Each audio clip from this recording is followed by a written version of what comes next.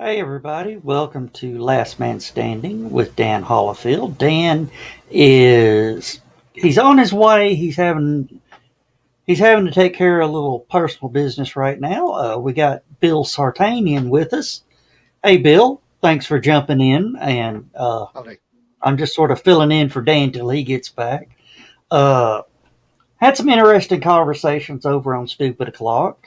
We covered everything from the Andy Griffith Show to B 52 bombers to great places to eat and crematoriums. It was it was an interesting show. I ate at a lot of interesting crematoriums before, and I mean to tell you, the buffet is wonderful. Wide variety of meats. Yeah, but Yeah, well, And there's Dan. yeah. Did you already run the credits or just? Yeah, it's all run and all that. we're done. Good night, everybody. Yeah. Yep. Well, I even bought you an extra 30 seconds by running the the timer. Yeah, I saw that timer. as I was getting up. Yeah, yeah, we were already live by then. All right, Dan, I'm gonna pass the torch over to you. All right. Well, thank you very much. And And Bill and I will blather for a little while, as long as we can both stay awake at the same time. all And right, we've got Rita on speed dial if I need to be woken up. So okay. What we'll do, I'm gonna jump out here, and I guess I'll see you guys Thursday night. all right, looking forward to it, All and have a good launch. Yeah. Yes. All right. Good night. Good night, Joe. Good night, Joe. Well, sorry about that. Nature called, and I had to go and answer. So these things, they happen. Oh, and here is an extra special guest star. Thank you, John. Really appreciate anybody that will come and anybody come and watch this train wreck or be part of it. This just in, it's late on a Sunday morning. No, it's early on a Sunday morning. Yeah. Late would be after church. We're just getting Late would be showing up with the crock pot full of beans after everybody's eaten. pretty much, yeah. For all you Southern Baptists in the audience. Or your cornbread just finished after everybody has eaten. Strange enough. Dan, I was thinking about Joe Dog calling me the Tim Conway on Stupid O'Clock, and I'm thinking, okay, Joe Dog is like the Johnny Carson. Joe Dog doesn't need to be calling anybody Tim Conway. That's all I got to say. Yeah.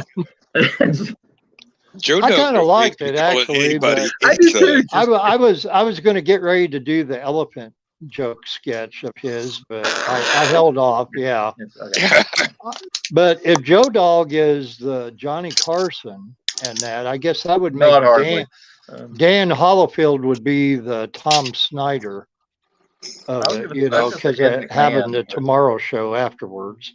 Oh well, actually, I would really go for the Doc Severinsen role, since that's what I play in Stupid O'Clock is Doc Severinsen. But on this one, Lord only knows who I would be comparable to.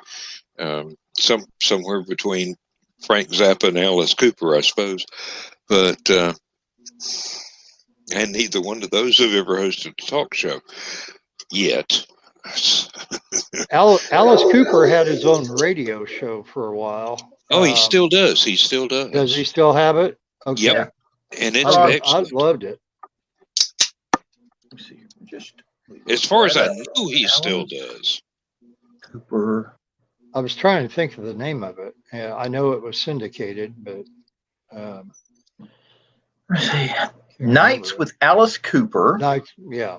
Mhm. And apparently, hey, you can listen live right now, as a matter of fact. Oh. Well, I mean, not right now. Why not right now? Well, we don't have anybody watching us, so they could go ahead. The people that aren't watching us could go ahead and watch it. The problem is Facebook is always watching. Mm-hmm. they could be watching you on the rerun, Well, which I do that a lot because I miss people's shows because of Facebook not sending me the notification, even though I sent the reminder. yeah, these things do happen. They're playing Van Halen right now. So. Oh well, no great loss. Sammy or David Lee? David Lee. Maybe that might be a little better. Maybe. They're playing Change. Mm. Nothing stays the same. Always change. Yeah. I got a Van Halen story that was local. I did not interact with them, but my mother did. She was a nurse at St. Elizabeth's Hospital in Danville, Illinois. This would have been, man, I'm really rough on the year. Boy, I need to I want to say 81 or 82. They were on a tour bus going down Interstate 74. The tour bus got into a wreck, went into a ditch, tossed Van Halen people every which way. They ended up in St. Elizabeth's Hospital in rooms, no apparent great injuries because they were so juiced up anyway. But you had a couple of them in each room, and my mom was the poor, unfortunate nurse to one of them to have to deal with these people who were screaming up and down the halls, doing all kinds of just shenanigans. My mom eventually went in there and had a pad, a paper, and a pen and said, to David Lee Roth, said, I have a couple sons who are great fans of yours. They have your albums and t-shirts and everything, which we did at the time. And they said they would love it if you could give them an autograph. David Lee Roth said to my mother, we only give autographs to paying audiences. And just laid down in the bed and turned away from my mom. And, fine. Can we schedule your enema now? Yeah. And my mom was the type that she could get such things like that done. I imagine so. So mentioning anything about Van Halen or David Lee Roth around my mother from that point on for the rest of her life was very taboo. She had an immense hatred because of that. Didn't know him for Adam, but just knew that we, you know, she was subject to their music because of me and my brother, you know. So. Yeah, that's the bad thing about him. He was enormously egotistical. Mm-hmm. If she'd approached one of the other guys first, she would have got autographs. But him probably would have been better left off the list. Yeah. But I guess according to my mother that Eddie and Alex and them, they were all kind of acting like a-holes and that, but you know, just typical ones, you know. But yeah. Anyway. But that was her brush with Van Halen. That she hoped she would never have anything like that again. And thank God she never did. Actually, I do believe that my wife has a horror story about having to clean a hotel room that they stayed in Albuquerque. And it was basically, they should have just walled up the room and pretended it never existed because it was that expensive to repair and clean. Oh, these are the things when you know people that have to be hotel staff for overprivileged for want of a better word, rock stars. I really like the ones from the what was it? It's a Terry Pratchett book, where the rock stars would go, well, I'm going to totally repaint and redecorate this room and make it look really good instead of trashing it out completely.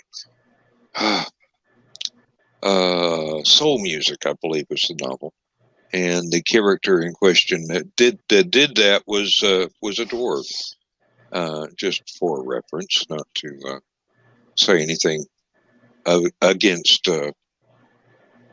Discworld people who are height challenged, or whatever the current nomenclature for that is in these politically correct times. But Terry Pratchett really had a way with words, and good Lord, I miss him. I used to be sent his latest novels from Discworld and to do reviews. Unfortunately, it was the publisher sending them to me instead of him, so I never got any of them autographed. But I got a huge run of Discworld novels just because I was doing book reviews at the time. And which prompts another memory. Have y'all ever heard of a writer named Jasper Fforde? I don't think so. Oh, he did a series of things where his main character was a young lady that she had the ability to step into and out of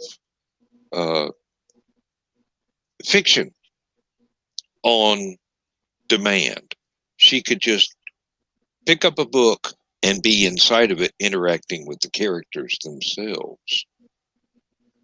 And it was actually some of the most imaginative stuff I've ever read. And I do believe that Jasper is still writing in the same vein, but he may have switched to a different lead character now. But it touched on things from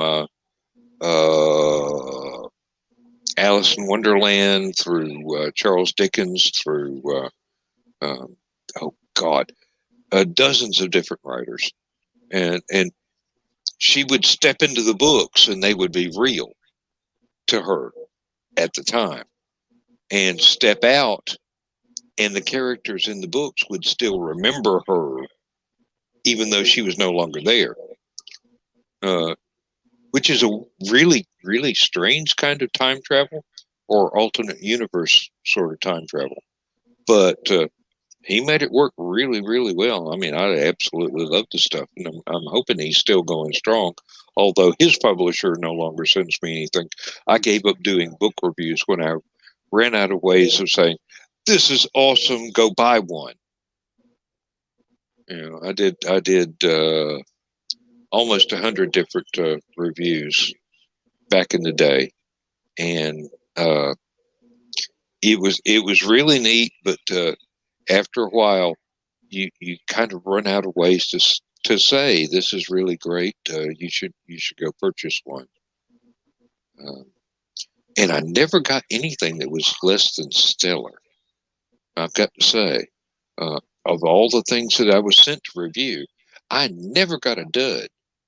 And the ones that I liked the most were the ones that were sent to me directly from the writer. And they would go ahead and autograph it and then send it to me and go, I hope you enjoyed this enough to give it a review. And I go, you autographed it? I'm going to do my best.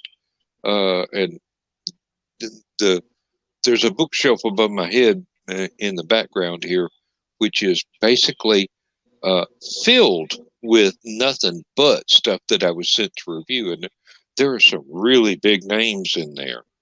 And some of them were sent by publishers, and some of them were sent by the writers themselves before they became really huge names. But that's one of the things that when I'm gone, whoever is the executor of my will is going to have to go through that and go, this is oh, hello, Keisha. Yeah, please pop in. If you want a link, we can send you one so you can pop in person. It's not the green room. I Pop in promise. the right. Yeah. But just whatever, we'd be glad to have you. You know everybody, so it's like family. Let's see. Talking about all of the things that I had to review. Like I said, I never got a bad book. I got a few that I'll go in. This isn't my cup of tea. I can't give it a fair review, but it's an excellent book, and I tried my best. But there are some genres that I just don't get into. So I was the wrong person to be sent a copy of something from that genre. So high fantasy is not something that I specialize in, but I can enjoy it. But I don't. I lack the education to be able to compare it to anything else and give a more than a I like this. It was really neat kind of review, which is fine for Amazon, but for a detailed sort of thing that most writers would wish. I kind of fell short of the mark. I have got to get out of here for a little bit. I've got to get out of here for a little bit and go prep some food for tomorrow. Okay. I'm making white chicken chili with cheddar cornbread crust. Now, wait a minute. Before you leave, tell us what's involved in that, because it sounds scrumptious. I've never made it before, and strange enough, I found the recipe for it on the back of a bag of cornmeal mix. And I'm like, that don't sound half bad. So I had to go buy all the stuff to make it. But white chili is different than red chili. They use white beans for it. In this case, Great Northern beans. And most of the stuff that goes in it is like white sauce, like there's milk and things of that nature in it. So, and then there's a cornbread crust. It's like a casserole type thing. I'll put a picture of it when I figure out how it works. All right. Or even more funny, I'll put a picture of it when it doesn't work. Oh, that wouldn't be funny. That would be tragic because it sounds so good. The recipe's like, I gotta try that. So. Hey, got to wind up better than my oyster stew, which is extraordinarily simple. You just didn't pay attention. That's what that was. I don't have a recipe. I just make it. Oh. You know. I gather the stuff and throw it together and improvise from there. Considering that you are a writer and you didn't write down your own recipe, that says something. Okay. I'm too busy eating to write. I'm too busy eating it to write it down. Hey, the Dan L. Hollifield cookbook could be one of your bestsellers. Okay, I'm just saying. It's already a work in progress, believe it or not. All right. Toodles. See y'all later. Have a good one. All righty. See you, John.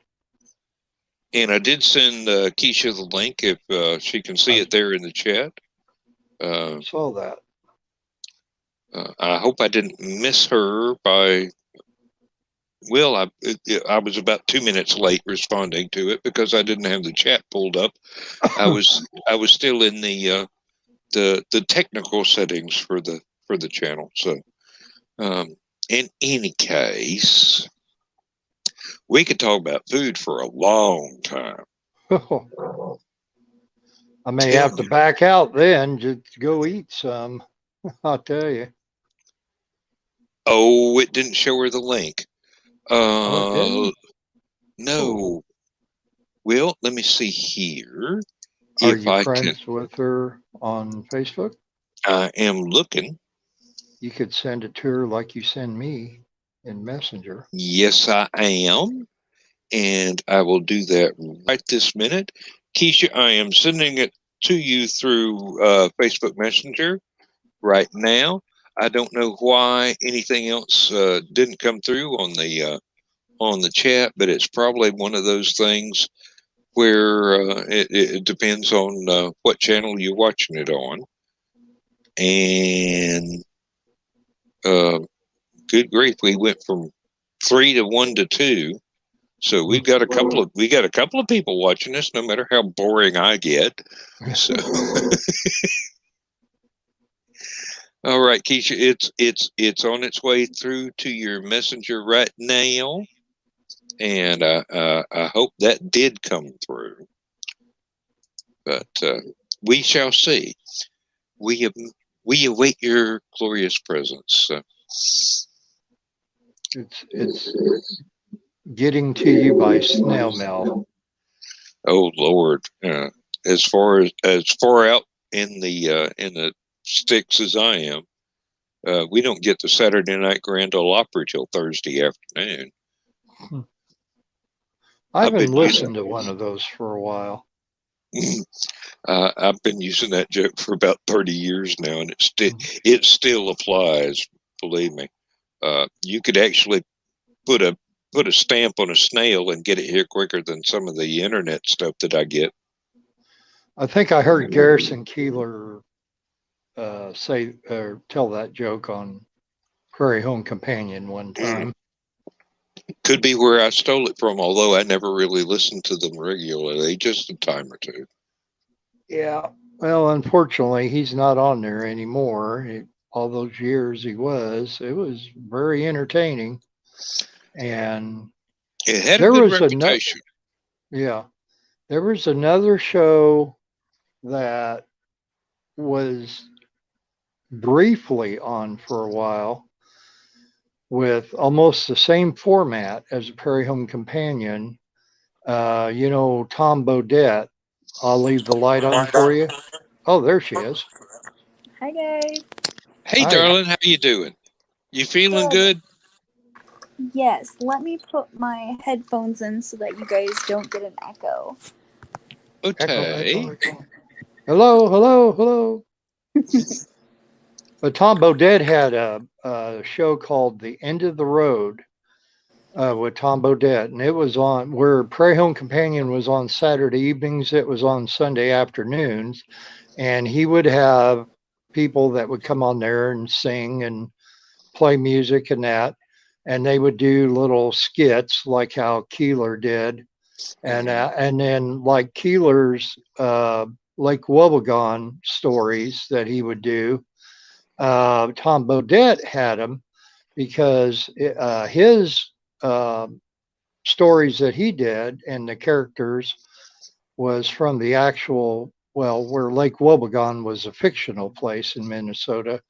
His was from Homer, Alaska, which is far from fictional, and very similar humor. And I loved it, but it didn't last more than a few years, though, unfortunately. I don't know. He just made more money with Motel 6 or what happened, but it, or maybe it was that time slot. Could have been. Keisha, give us a thumbs up when you're ready to come in. I see you there, and I can click on your picture. I just didn't want to do it when you weren't ready. There was one guy that was doing. There was one guy that was doing stuff in the Atlanta Journal, and he was a Southern humorist columnist, and I can't remember his name now. Back before I grew the beard out, people are always saying that he and I greatly resembled each other, but I thought that was a tremendous disservice to him and a tremendous compliment to me. But so how we doing, Keisha?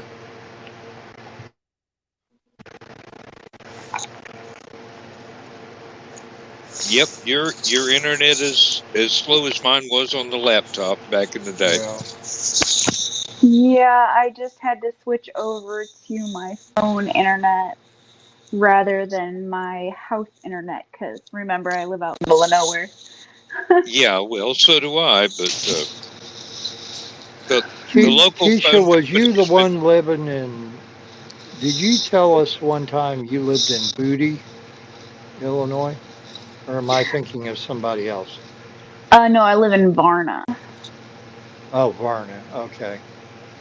Because they had some bad storms go up through there last night, and I saw that Booty, and something popped into my head, and I'm like, I wonder if that's Keisha said where she lived or what, and they had some tornadoes and everything, I guess. But Oh, that's awful. No, actually, we did get storms last night.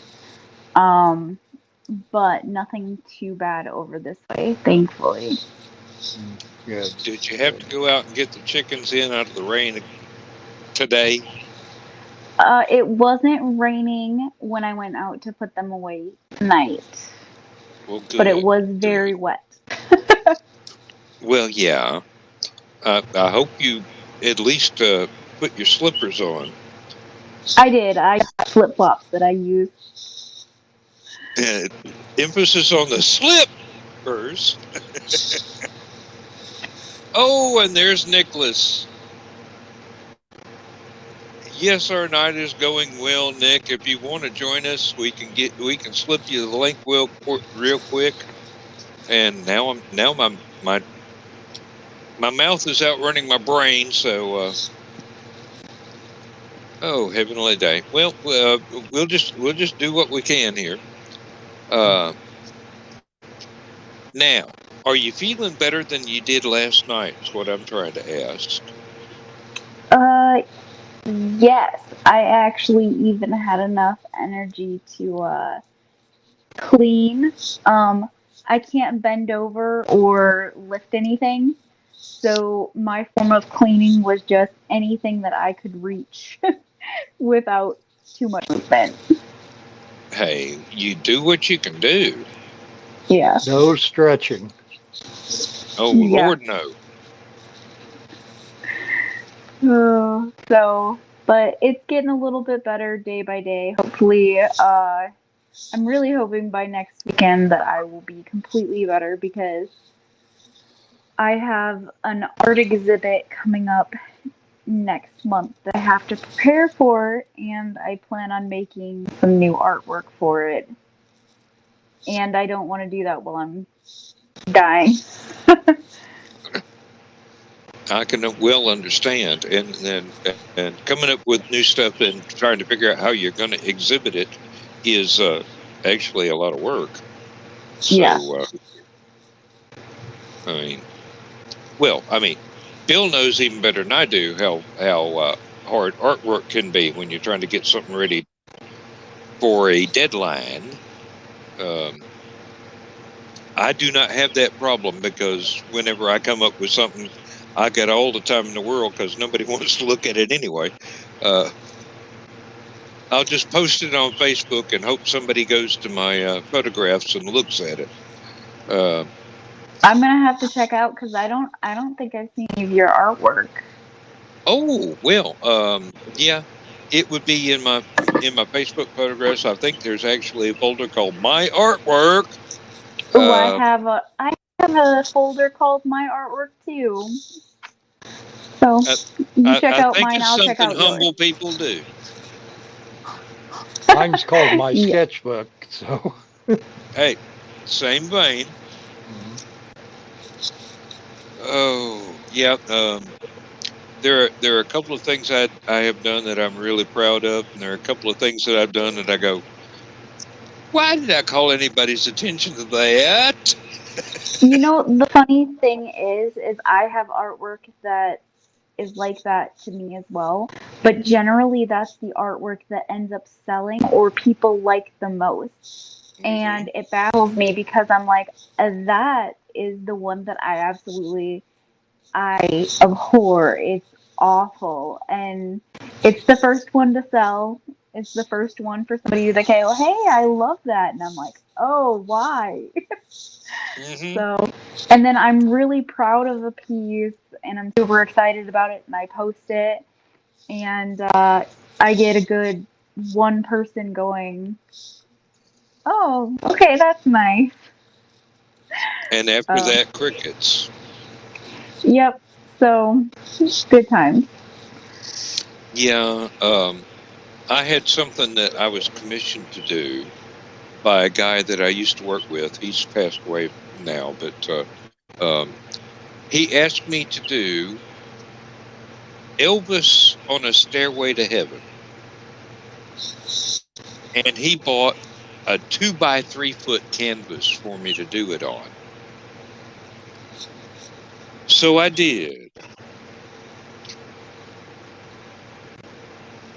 He loved it. I thought it looked like a cartoon. Matter of fact, I thought it looked like a sketch for somebody that was really good to turn into a painting later. But he absolutely adored it, and his family still has it up in his private Elvis museum now. And matter of fact, there was a guy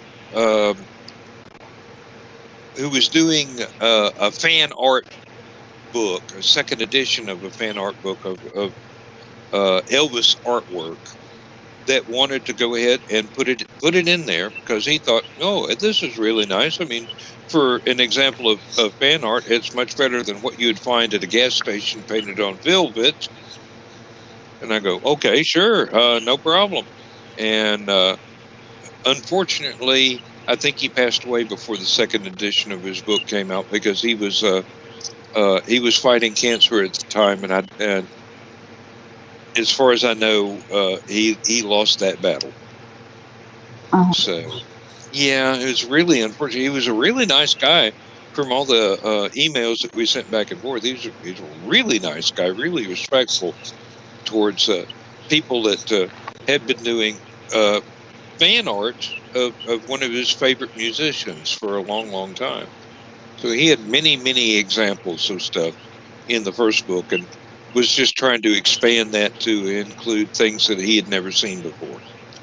So it's a nice thing. Oh, and here we go again. I think somebody is.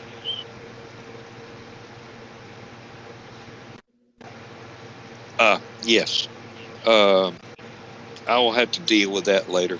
One of my favorite pirates is now getting maudlin about not having gone to a convention I recommended to him until about 5 or 6 years later. So, hi, folks. Here we go. Oops, we got a little bit of Hello. windage. Hello, how are you guys? I'm sorry, I realized I haven't been able to hop on as many shows as I normally crash because I've kind of been working on, contract work and that whole. You guys know how NDAs are, where you can't even tell people what you're doing. You're just like working your butt off in the background. But I love hearing about people posting their art and getting, stuff out there. So I figured I'd take a break and say hi. I get to hear about you all the time on Brian's show, but I never get to having a face really to connect is really nice. And I love Bill's art. Bill takes me on the Wayback Machine and gets the Wayback Machine reference. So Yeah. I absolutely adore the Saturday morning stuff. You just kind of take me back to a simpler time, and I think with everything that's gone on, we could all use a bit of simple time. Yeah, really. Sherman, did you step like away from the button labeled 2019? Okay. Did you like the CBS story break today, Nick? The how to eat fried worms? Wow, That's my favorite one of that. Oh yeah. Oh, I'll date myself, at least in my tastes. Before I sat down to do my, got everybody in bed, I was having a Dark Shadows marathon. Because I found out Lord. that I started with the Barnabas era, with my mom. We'd sit down every Friday night and we'd watch Dark Shadows in the dark. This is one of those things. And I found out that Amazon Prime had it. and I can actually see the stuff from before I started. So it's great fun to me. It's basically new to me, Dark Shadows. And they're different. The pacing is different than modern shows, I think. Yep, definitely is, because it was basically a soap opera. Oh yeah, it was. It was a soap opera. Mm-hmm. But I just a couple weeks ago, I just put on. Well, I put on a little bit of a marathon of Dark Shadows, kind of a mini marathon. But I purposely wanted to do the very first episode because I just love that. That's pre-Barnabas. Well, I think it's Barnabas pre-Willie. didn't show up until like the second season, or was it the third? I can't remember. I think it's been that long. second. It was about 23, 24 episodes into it. Yeah. But yeah, I posted that on my artwork channel, and a couple of weeks ago when they had the 50th come up, and I almost missed it if it wasn't for a good friend of mine, Albert Tapia, that had posted something about it previous. But, do you remember the revival series that actually had Jonathan Frid and the I forget her name, the lady doctor from the original series as characters in it? And it was so good in one way, and it was sadly updated, and you missed the 60s vibe in another way. mm-hmm. You guys said it's Dark Shadows, correct? Yep. Okay, I'm gonna have to look it up because I've got Prime. So. Oh, hey. Okay. This is an old black. One thing I love about the classic Dark Shadows is it's so old that anytime they have fire on the screen, like a candle or a fireplace, it overpowers the film. So all the fires are always lined in this dark black bulb, and it's this real, like it was a technical difficulty, but it's. I am so sorry, my brain. That's why I asked, because I'm horrible with names, but Keisha. I should remember that because you're looking for Alice, and Alice isn't dead. That's how I'll remember that. But no, it was. I'm watching this, and I don't know if you feel the same way.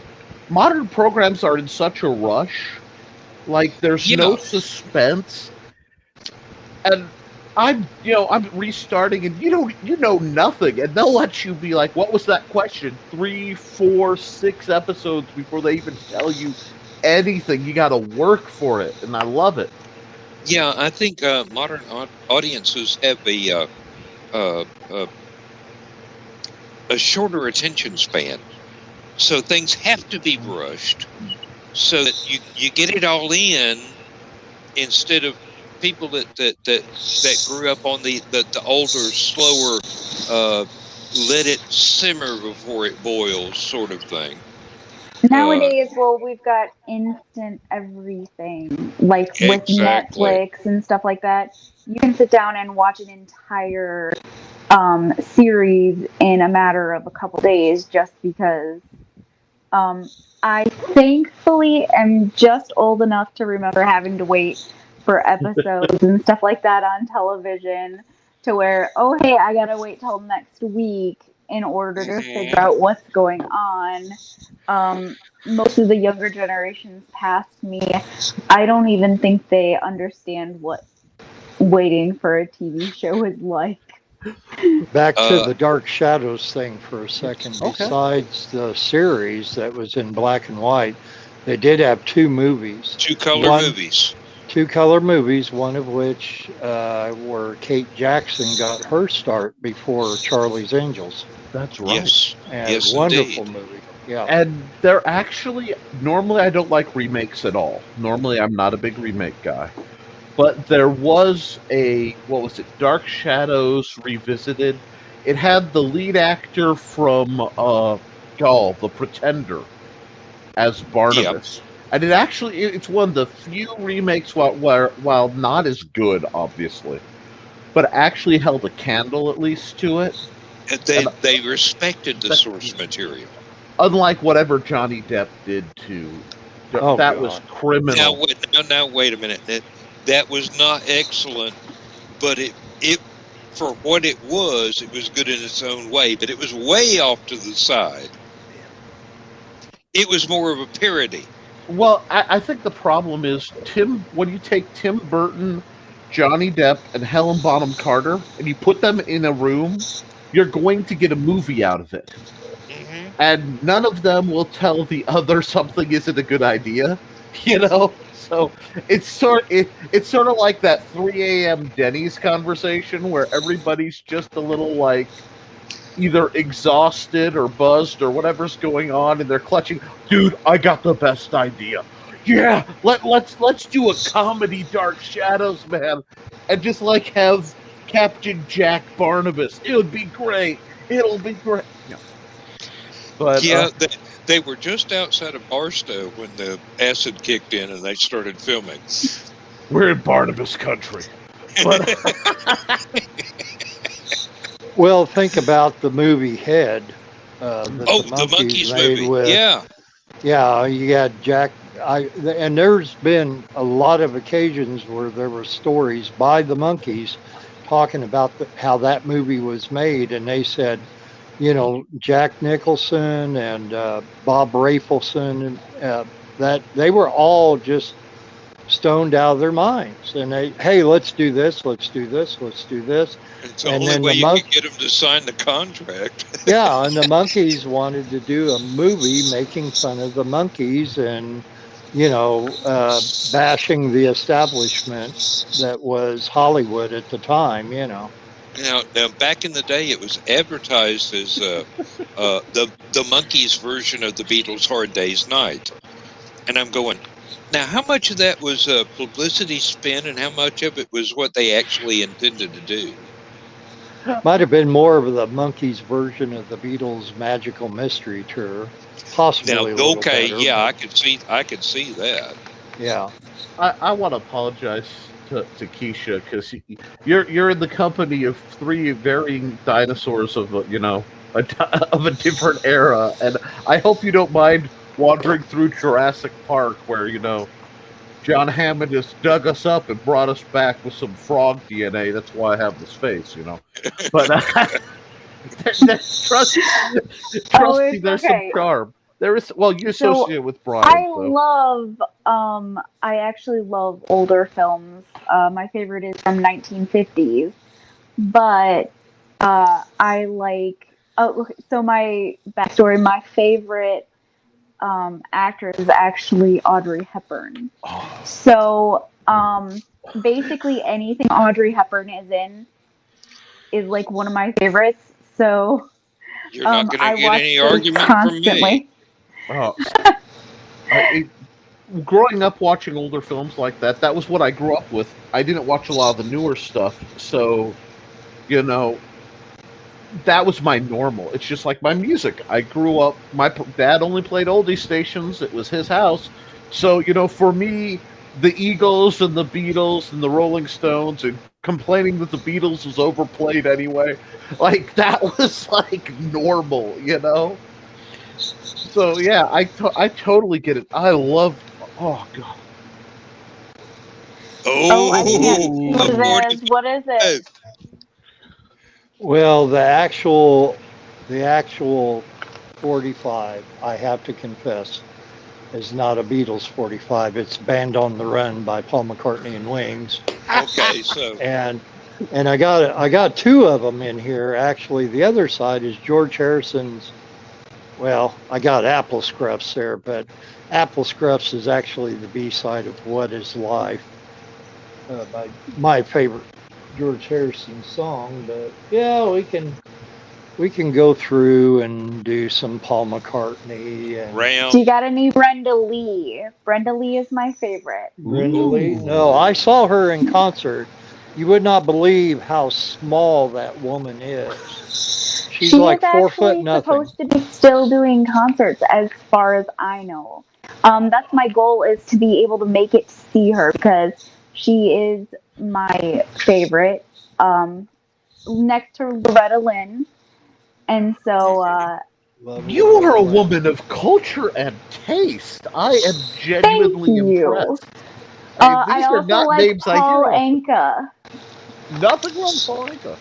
No. So, you know, you guys probably don't know this, but I actually run a Facebook page called 1950s Hub, because I'm obsessed with pretty much anything 1950s. I was raised by my grandma for a good portion of my younger years, and she was mother of 10 back in the 50s. So, you know, I got a lot of, like, I grew up with an ice box and a handkerchief and all that Oh, stuff. yeah. So, Yep. Remember it well. I Although I'm a don't, generation older. I don't grow, I never grew out of that phase. So, I actually have a rental property that I own that I specifically bought because all of the decor inside was original 1950s. So in our bathroom at our rental property, it's got like pink tile all the way up to the ceiling in the bathroom. Oh, And it's got a pink flamingo toilet and tub and sink, and I love everything about it. And I was like, I have to buy this because if anybody else buys this house, They're they're going to gonna get it. renovate it. And yep. I was Yeah. like, so I specifically bought that house just to keep it alive because It's a nowadays you pretty much. museum now, isn't it? I Well, get it. I've got renters in there, but They don't better really. not damage anything. Yeah, they're two guys in their late 30s, or I think one's in the early 30s and one's in the late 30s, and they don't really appreciate the pink tiles and the seafoam tiles in the kitchen and stuff like that. But I told them they're not allowed to touch anything. So I love it. This Yeah. is actually, I think, the first time in 2 years I've broadcast without a Hawaiian shirt on. I mean, I have my "It Gets Hot" in my study. So yeah, this is my bread and butter. I'm all about that, right? Oh, Yeah. Nick, Yes, sir. this is me trying to get Christian to go. I want one. I want one. Oh, well, I don't remember exactly where I got it. I've got two Dalek T-shirts. One is I wore it the other night in the green room, and it's basically very pale I beige. saw that. I noticed that. And this one is a dark brown. And I either got it at Walmart or I got it at someplace in New Mexico. I don't remember anymore. It's been that long. I'm For a surprised it second there, still I thought fits. you just didn't shower because I was like, I thought I saw a similar shirt the other night because I was like, oh, I like that. Yeah, I don't think I'd sweat that much even in Georgia. I'm not going to change the color of this shirt that badly. Oh heavens. No. The thing about my wardrobe is some of it goes back to 1968, and it still fits. And some of it is brand new, and it might fit, it might not. As I got older, things kind of got trickier to find my size because I got a little bit bigger than I used to be. My wife is always kidding me that I've got T-shirts older than her children, and I'm going, well, yeah. Yeah. If it still works, I mean, Hey, why? if I can still fit into it and don't look like a 7-pound watermelon in a 3-pound sack, then you know. I'm going the other direction, Dan. Back in January I weighed 296, 297. Right now, as of this morning, I weigh 228, and everybody's like, "Man, you really slimmed down. What are you doing? What diet are you on? Are you on keto or you're on this?" I'm like, "I'm not on a diet. I said, I eat everything I did before. I said, I just don't eat as much of it. Everything in moderation. How That's all. tall are you, Bill? 6'2". Okay, That that makes explains a sense. lot. Yeah, because I was That gonna say makes you do not sense. look like you weigh that much. um, but yeah, nope. Taller people tend to hold it a little differently. Yep, 6'2". You got a little bit of acreage to spread it out on. Yeah, well, I was always tall, but it just back in the day though, during the 70s and that, I was scarecrow thin, back then. Well, higher metabolism rate, whatever Yep. the reason was, but yeah, it's just I don't eat as much, and I eat slower than what I did, but I still eat things I like. I mean, I went over my best friend Laura's, helping her work at trailer that she's going to move into with her 86-year-old dad, and who already lives there. And we had our little Purple Cow drumstick ice cream, and enjoy that, and they're smaller, than your typical drumsticks. Yep. And, so I don't deny myself any. I was sitting there eating peanut butter fudge while watching Stupid O'Clock and participating, drinking Sprecker's root beer. Now that is some good stuff. It is. Again, it's my nice favorite to root be. beer. Sprecker's is the best root beer, but Stewart's is the best orange and cream. Sorry, not to interrupt. Just stupid things I'm passionate about. Oh, cream soda? Yeah. Or orange and cream soda. It's Orange really and cream, good. yeah. Yeah. Oh. Okay. Now, Put it on ice cream. Make a float out of it. Oh. Ooh, tell me about it. Y'all are making me hungry, and that is not a good thing right now, guys. Not when you're I've allowed been 4 ounces drinking. of food a day. I've been drinking nothing but water and protein shakes for over a week now. I did take a couple bites of mashed potatoes today, and that did not end well. So, I'm poor so thing. sorry. You sound like me about a week ago. I went back to she eating. just had an operation there. Oh Yeah. my condolences! No, I just had something else going on. You see my nice little ice pack here. Oh. This is like my makeshift hospital bed. Poor thing. At least you're home. Yes. It's I know that now much you got better in than there. being in the hospital. Mm-hmm. You don't have any wires connected to you, so that's a good start. No. Oh.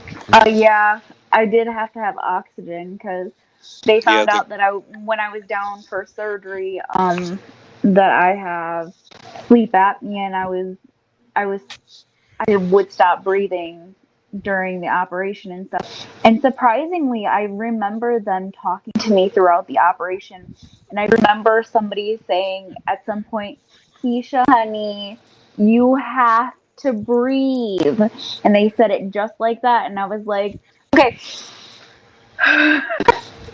And then I also got yelled at a lot while I was under.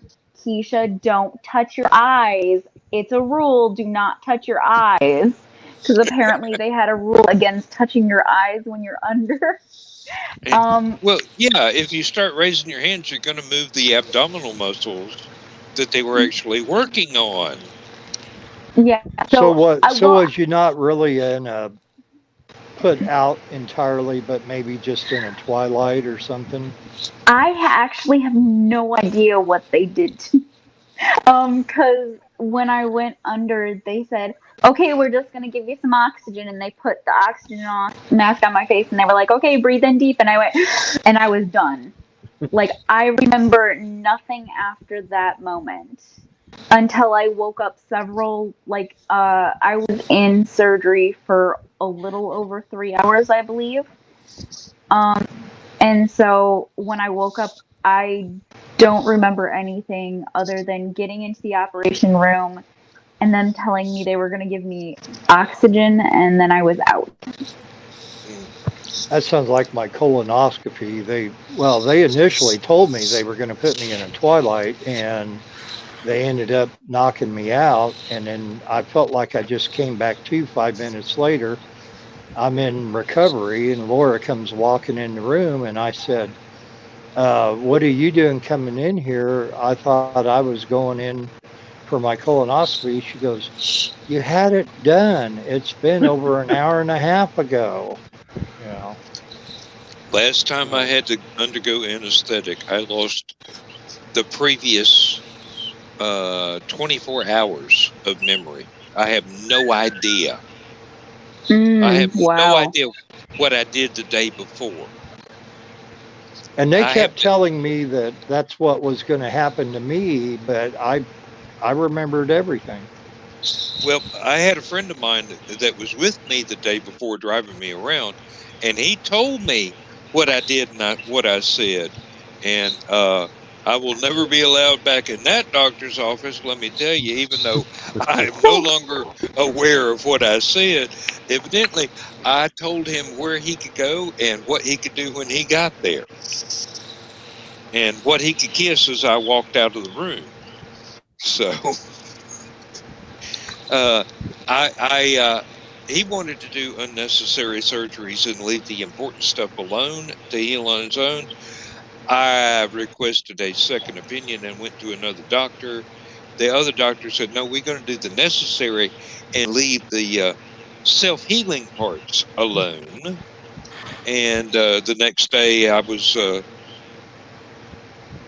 under the influence of the anesthetic, and I forgot the previous day entirely, although I wish I hadn't, because I have seldom in my life told the doctor what to kiss and when. So it would be nice to have a first-hand remembrance of that instead of my friend telling me, oh, you really, man.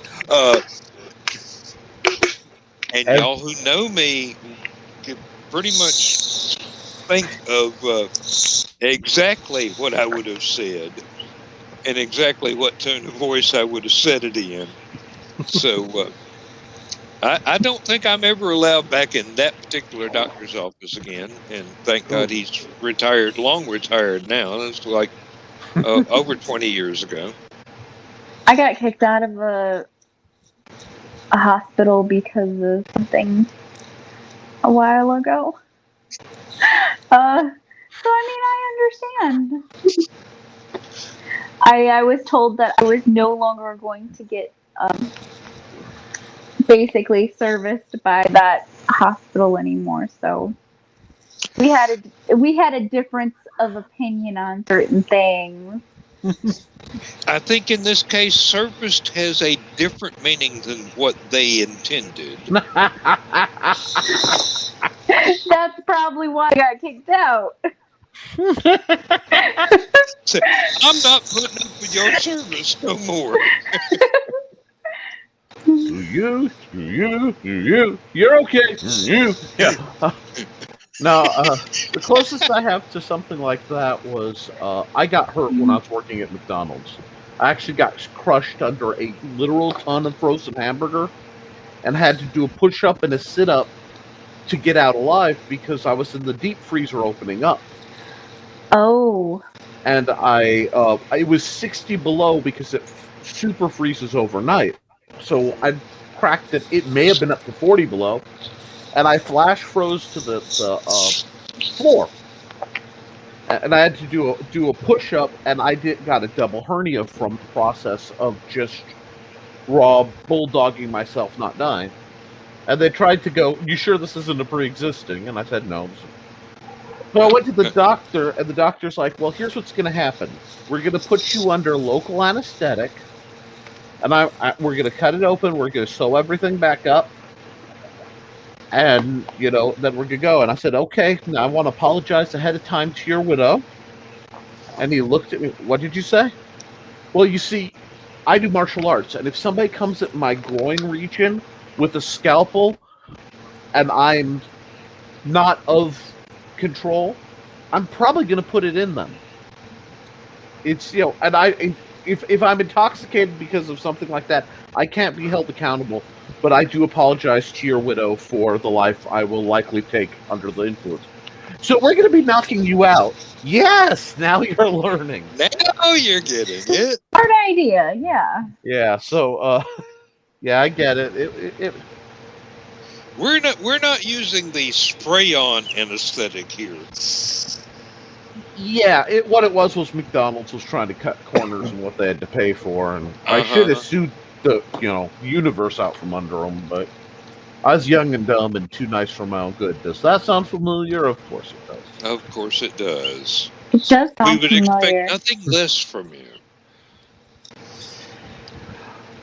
Yeah, but that's okay.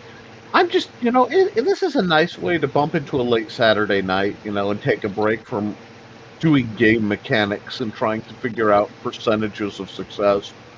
Like, for a guy, I don't know how it happened. I failed algebra 6 times in college. 6 times failed algebra.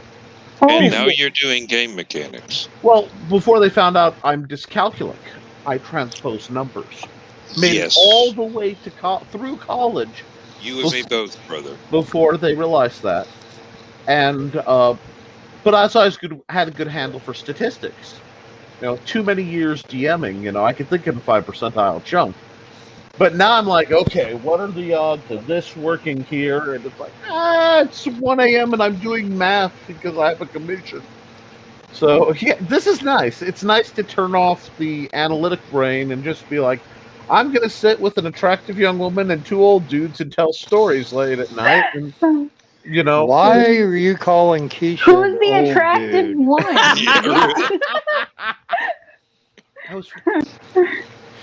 I was thinking Dan was the attractive woman. Oh, Dan's still got the legs to pull it off. I mean... Oh, no. I spent too many years on a bicycle, let me tell you. Them things got muscles.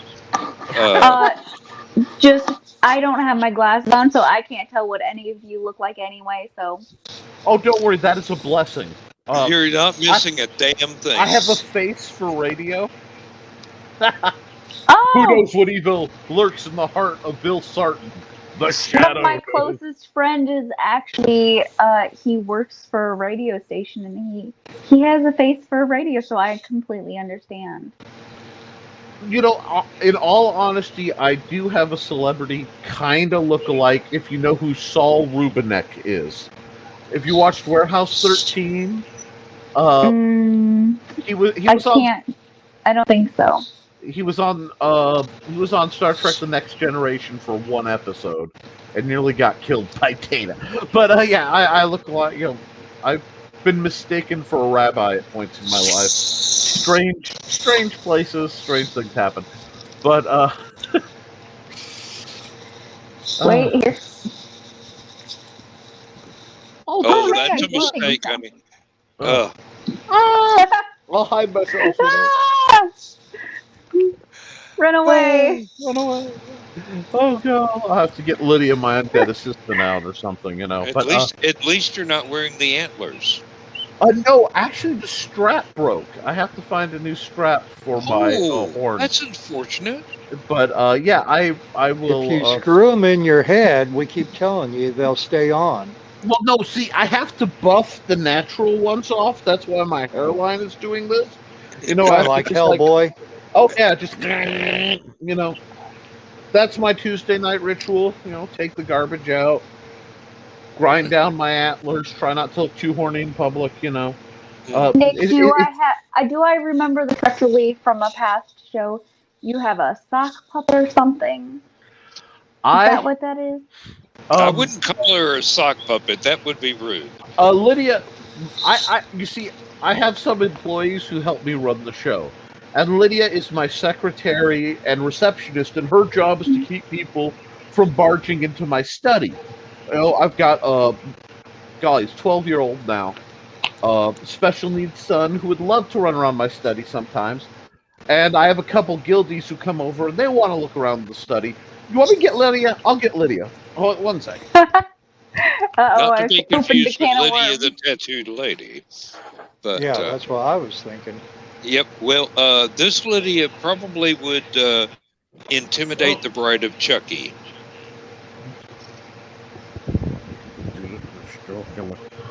Okay. Let me get. This is Lydia. She is my undead assistant. Let's see. Ah, okay. And I'll see. I'm gonna get every last one of you. I really need to get a recording of this.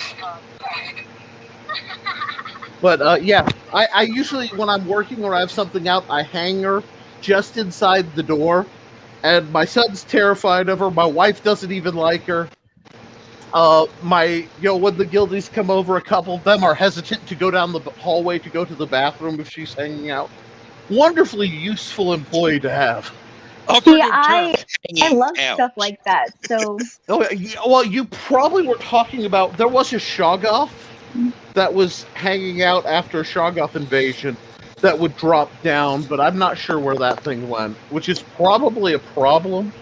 We've also had giant spiders come marching in. So there was a giant purple spider. I think the Shoggoth and the spider either killed each other or ran off and eloped. I'm not quite sure. My historical fencing guild shows get a little colorful sometimes. You know, it's. I believe I am subscribed to your channel. Well, I hope so. I try to put quality entertainment out there, or at least quantity entertainment. You know, just about every week. I normally don't have this much free time to like watch things, and so this week I've been watching all new. Like I've been subscribed to channels forever, but I'm actually home to be able to actually look at them. So I'll have to check it out. Okay. What were you saying, Bill? Nick, I have someone who is more terrifying than Lydia. If you give me just a second, I'll go get him. Absolutely. So your Lydia looks like my drawings. So my artwork, I actually do a lot of artwork like that. That is awesome. I love the creepy and the macabre. I find it comforting. Most people say that I draw their nightmares, which is actually kind of a compliment to me. I like it. So.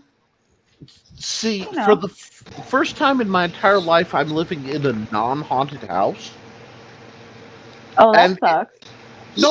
Well, he's doing his best to haunt it himself. Well, yeah, pretty much. Oh, okay, that's better. Yeah, you know. But I found out only that I bought it that it's a former vicarage. I'm not even kidding. This place has been was attached to a church that isn't here anymore. Like 3 different denominations. So it's a lot more peaceful. But because I grew up in an active house, the idea of if it's too calm, you're missing something became a cycle. So I would actually have to listen to creepypastas for every couple days. I love creepypasta to like get my balance back out, because I'd be anxious waiting for the shoe to drop, so I'd have nowhere to put it. So then I'd listen to. I watch it. I can't wait to see who Bill's pulling out, because this is either going to be very good or I'm going to faint.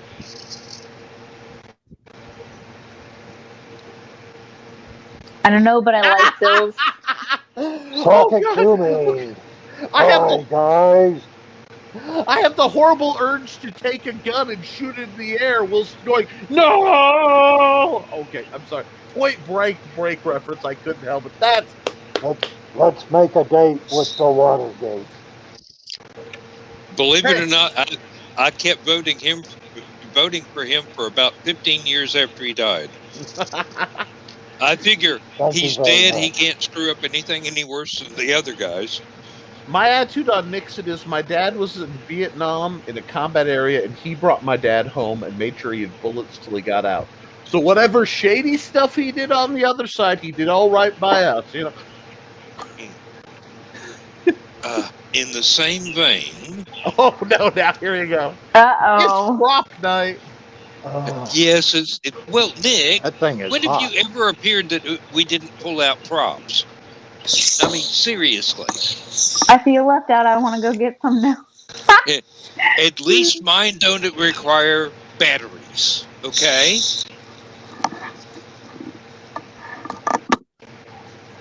Keisha, you probably shouldn't bring out any props that require batteries. It might be a bit much for these gentlemen. Oh no, we already discussed that last night in the green room. Oh no, the green room doesn't count, or else I have some rants that I would get in trouble with. Oh. I can't hear you. No.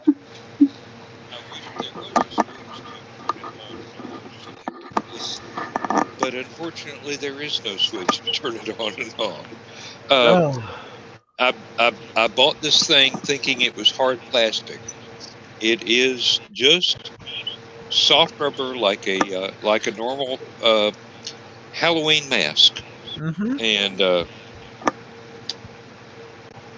I really need to work on I need to replace the eyepieces because they came frosted when they weren't supposed to be. So it makes it very, very difficult to walk around if you're wearing it.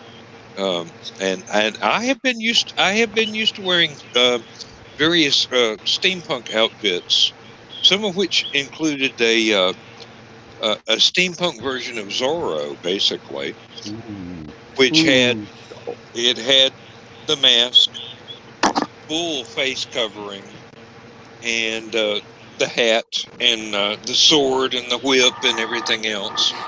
Which excited one of my neighbors to no end, but it was the whip was not for bedroom use, so she got bored. Oh God! I'm gonna have to take you guys up to my gaming room at some point and show you guys around because we have a big house and we had too many rooms we didn't know what to do with, and we turned one of our rooms into what we call a gaming room. It's got 5 big screen TVs, like 65-inch screen TVs around the entire room, and every game system and prop, and we've got swords hanging everywhere and all that kind of stuff just everywhere.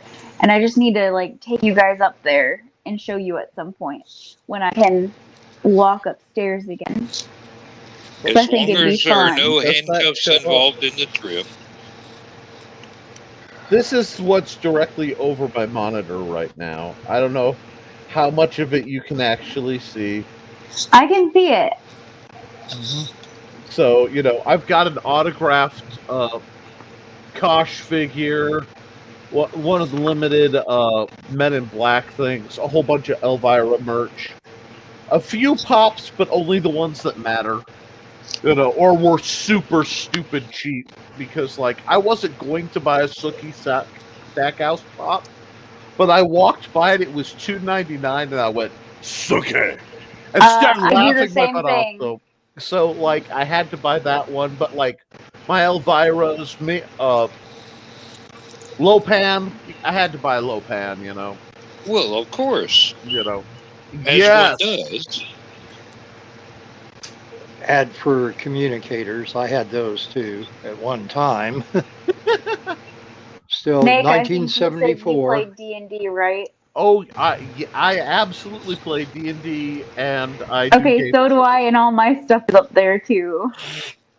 Oh, since you're what edition do you play usually? I did play 3.5, but now 5E is what I'm. Okay.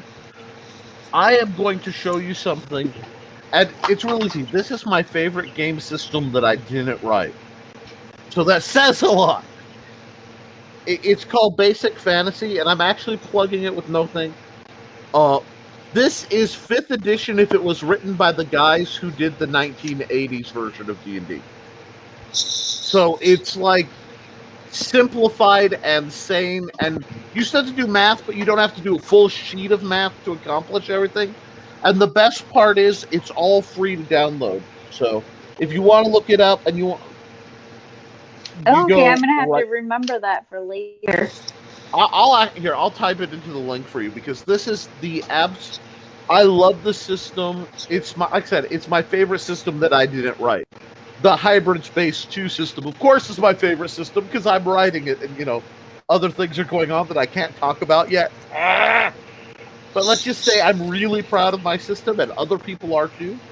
But so I will throw that on the regular comments. Woo! Oh, okay. Maybe no, I can't. I'll throw it in the private chat. But yeah, this is great fun. I have this crazy idea that games should be fast, fun, and easy to play, and not take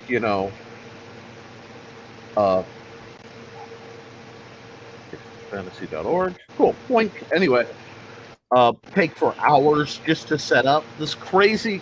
That's why I made Big Stompy Robots. Because are you a tabletop gamer other than D&D? Like, do you play BattleTech or anything like that? I do play several games, but most of them are very. Basically, me and my husband will find a game that we think looks good, Mm-hmm. and then we just get it. So I play a lot of just random things, Okay. but I don't play any like big.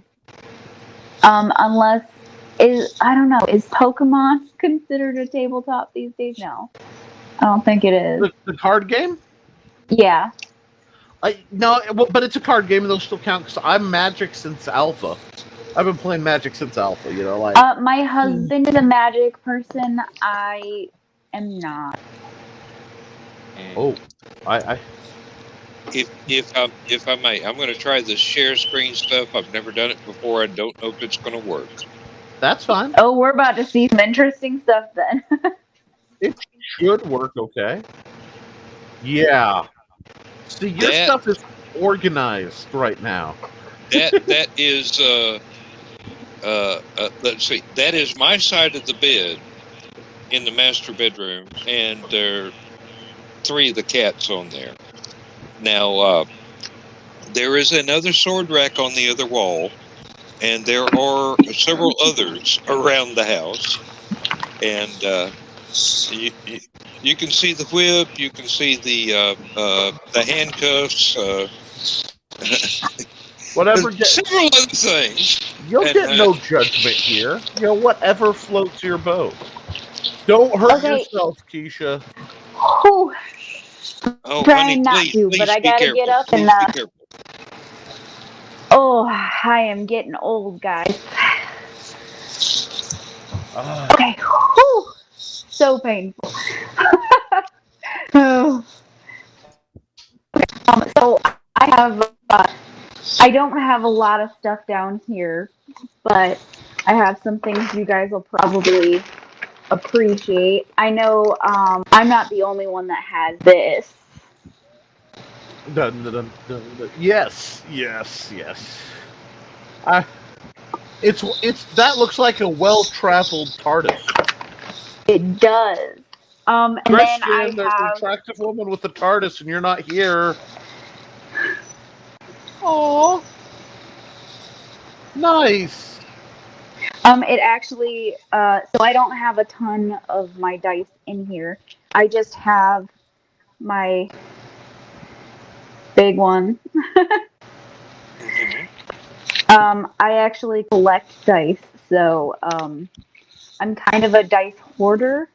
It's a very bad thing most of the time. But since we were talking about, I'm trying to make my way because since you were showing off your swords, I wanted to show off. Oh, that's nice. Yeah. That is a nice. I'm trying to get it in the saber, or is it? It's actually. It looks like a military school saber. Yeah. So we do Civil War reenacting. I know Dan and Bill know I do Civil War reenacting, correct? Oh, I didn't know you did that. That's awesome. It's one of the swords we used to carry around when we did that as well.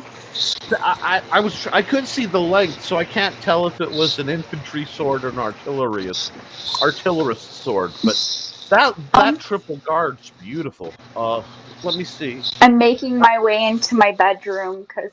Oh wait, I've got a Yeah. a painting I did, or a drawing I did a couple years ago. I don't know if you guys can see it. Yeah, glorious. So, this is my daughter's bedroom, so it's hanging up on the wall. I decided to get up and show you guys some stuff because, you know, I've been stuck in a chair forever. So this is some of my artwork. Okay. You kind of got, and please don't take this wrong, but you kind of have that John Wayne Gacy kind of, I mean, like, there's a bit of that influence there if I were to throw a dart at the wall. It has that Gacy clown with the slight distortion to it. I mean, I get that. That's a gig. I get it.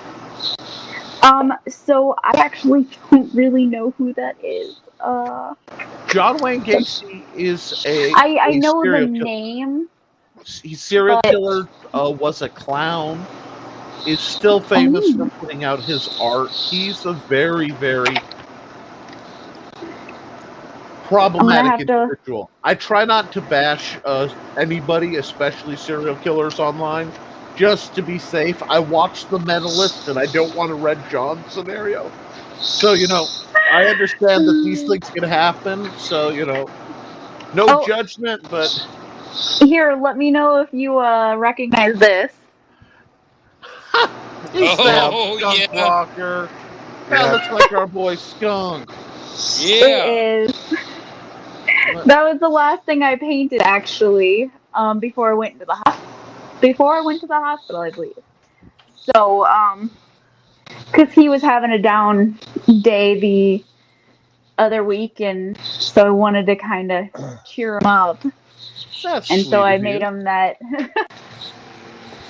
Oh, that was great. The darkness with only the light shine. I glanced down, glanced up. I'm like, we're Nuke's top 5. Did you see it?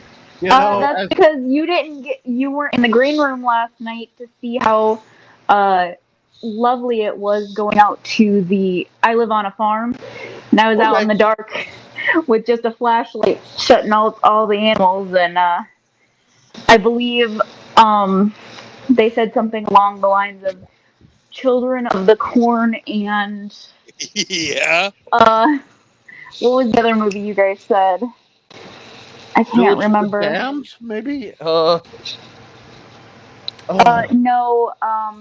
what is it? It's the witchcraft one. Oh, Blair Witch Project. Yes. Yeah. Where they have like the camera and just the light going like this all over the place. Yeah. So hiding in the corner. I can't show the glory of the usually cornfield that's out across the street from me, but right now they're letting it go fallow. And I'm really mad. I am mad that this year of all years they're letting it go fallow, because this is the year that Corn Sharks comes out by the Asylum. And I wanted to have a Corn Sharks launch party. I'm writing a fantasy story and you give me that line? Oh yeah, Corn Sharks. You're talking to the... I can neither confirm nor deny being someone who put plywood fins in any given cornfield at any given time in my youth. You, sir, are mad, bad, and dangerous to know, and I love you. Oh, God. See, Matt, it's been a while since I've heard mad, bad, and dangerous to be around. It's been used before in my direction, but most people don't catch up on that. Usually they just think it's the harmless, short, fat, furry little man. See, like, I'm clocked well over 300 pounds, but unlike these tall, willowy, beautiful gentlemen, I'm a hobbit, so I'm, like, condensed. Like, for some reason, as somebody that's only 5'1.5", I understand the hobbitness. It's just gravity is heavier where you're at. That's all it is. It ain't nothing else. That's funny because there's a gravimetric map where you can find, and it actually is heavier where I'm at. I'll be right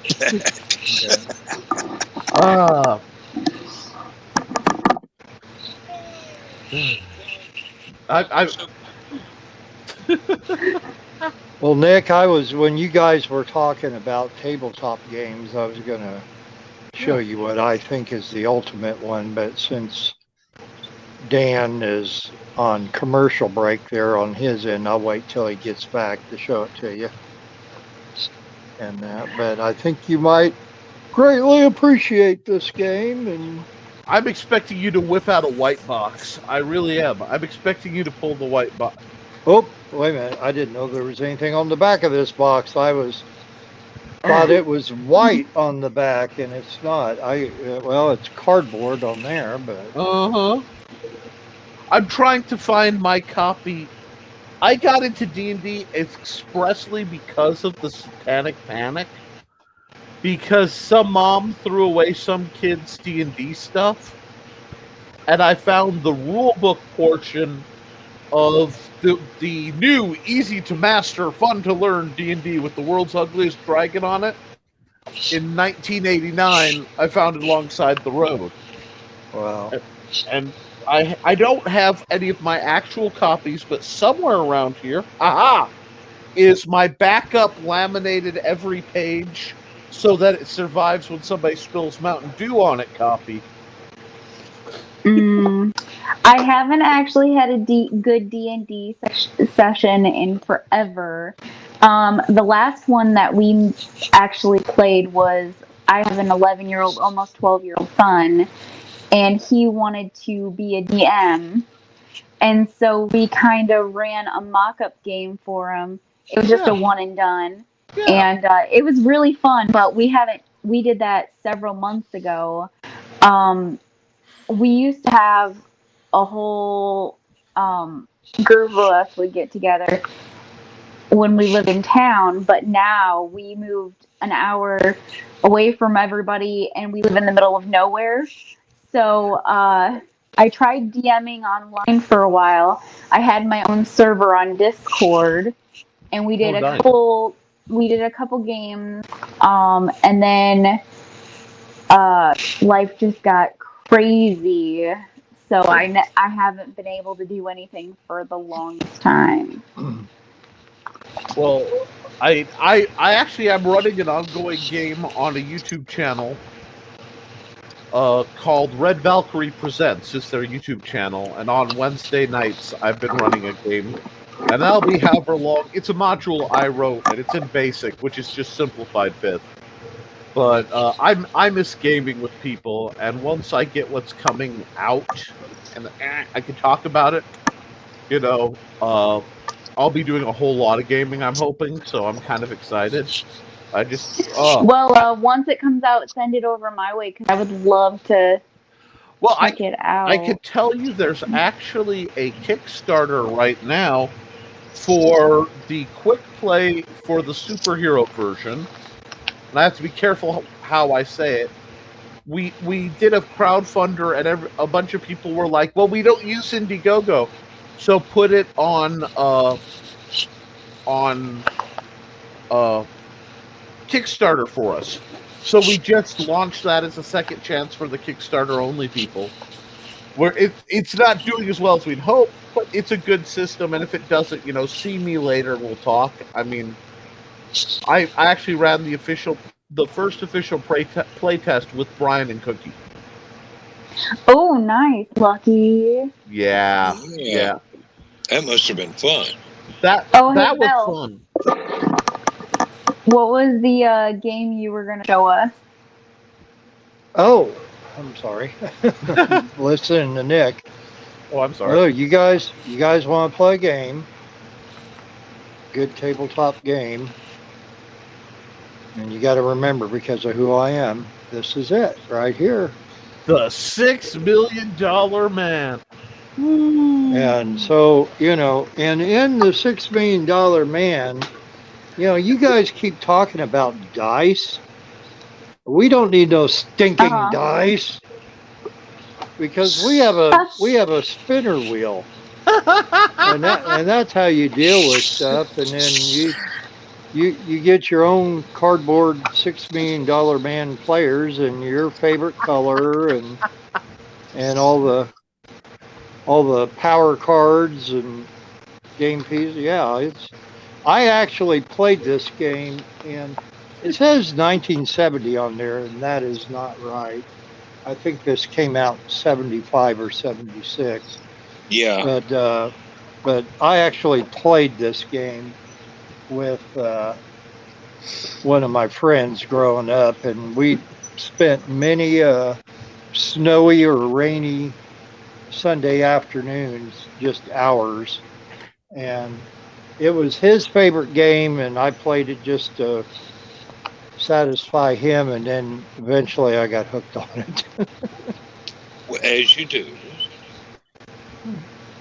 Yeah, But- I'm a devout gamer. I love board games as much as I love video games, and I'm not gonna lie, I love video games. I've loved them since it was Zork text-based video games.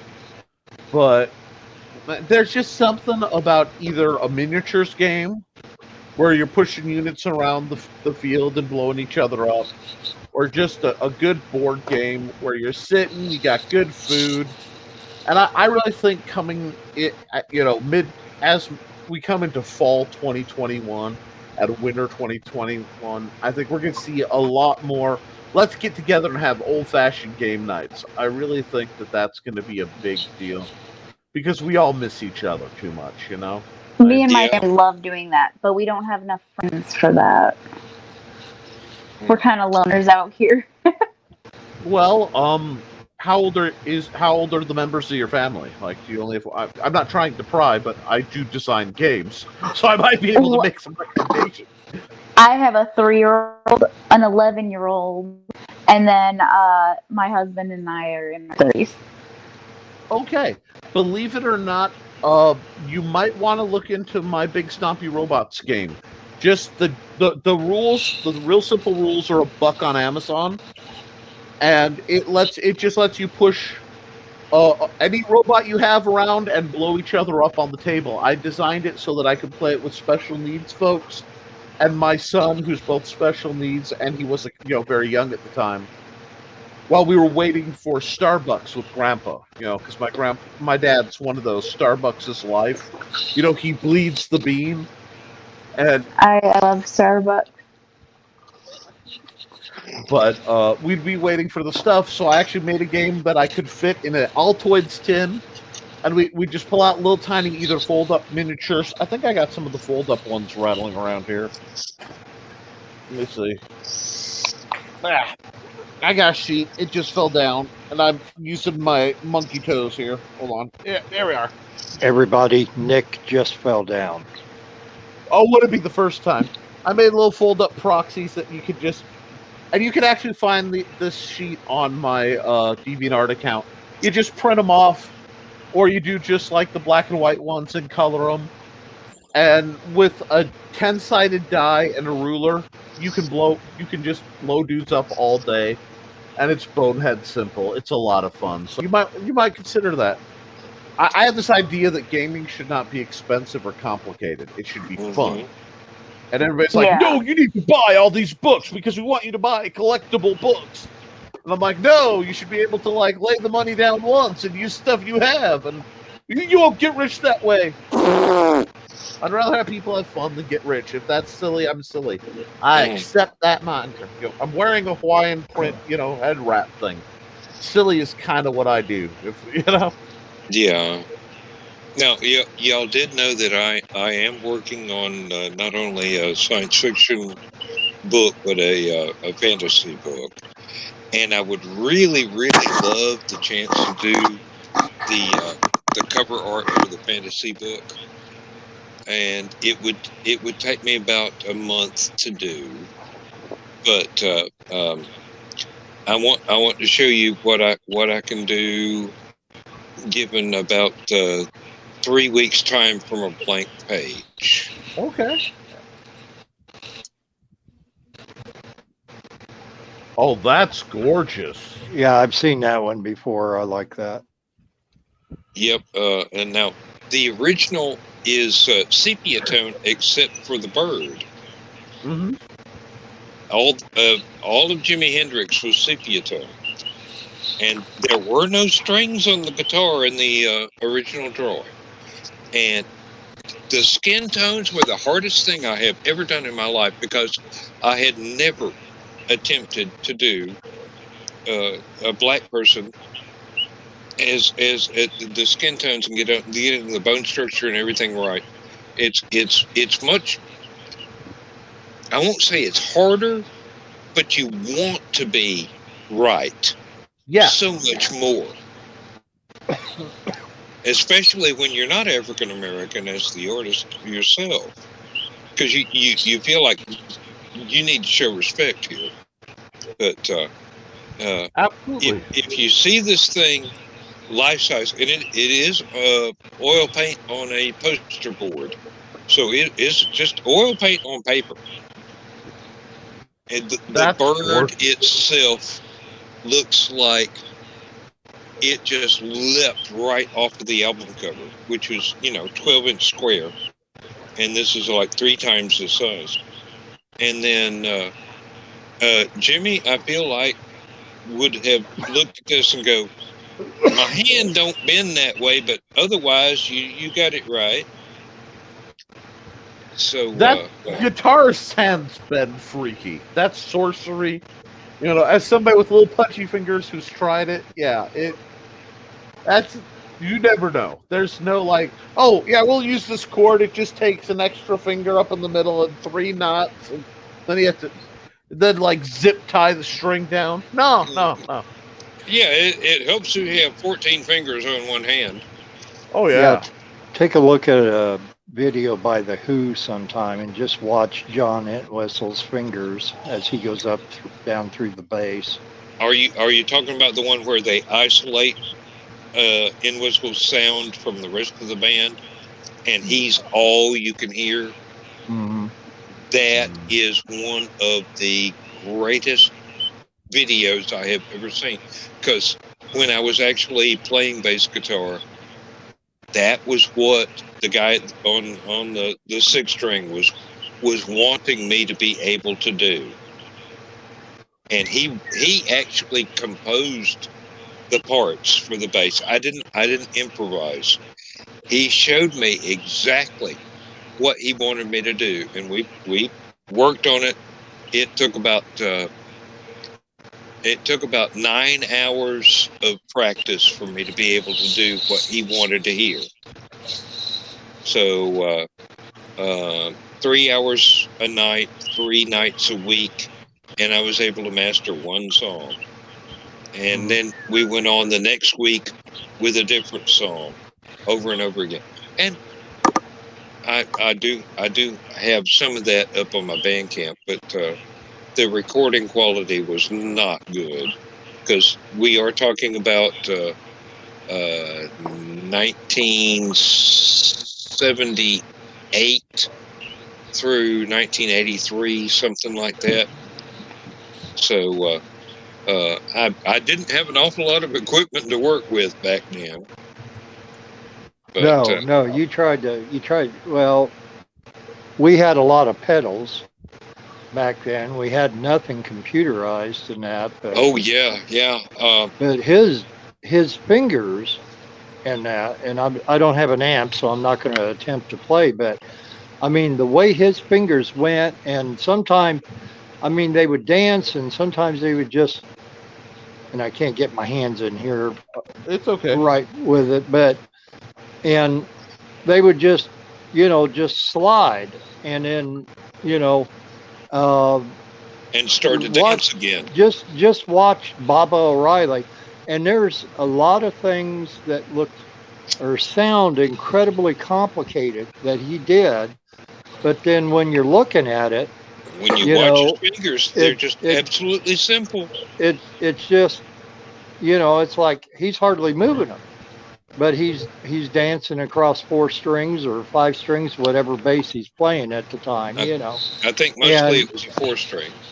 I think it was. I know he did his own, and I think his first bass he ever made was one of his own construct. And that now eventually in some of when they were in their mod period, and that they were playing, him and Townsend was playing Rickenbackers a lot back then, and then they would graduate to flying Z's, and of course, you know, Townsend was all about Les Pauls. So, but yeah, it was just amazing.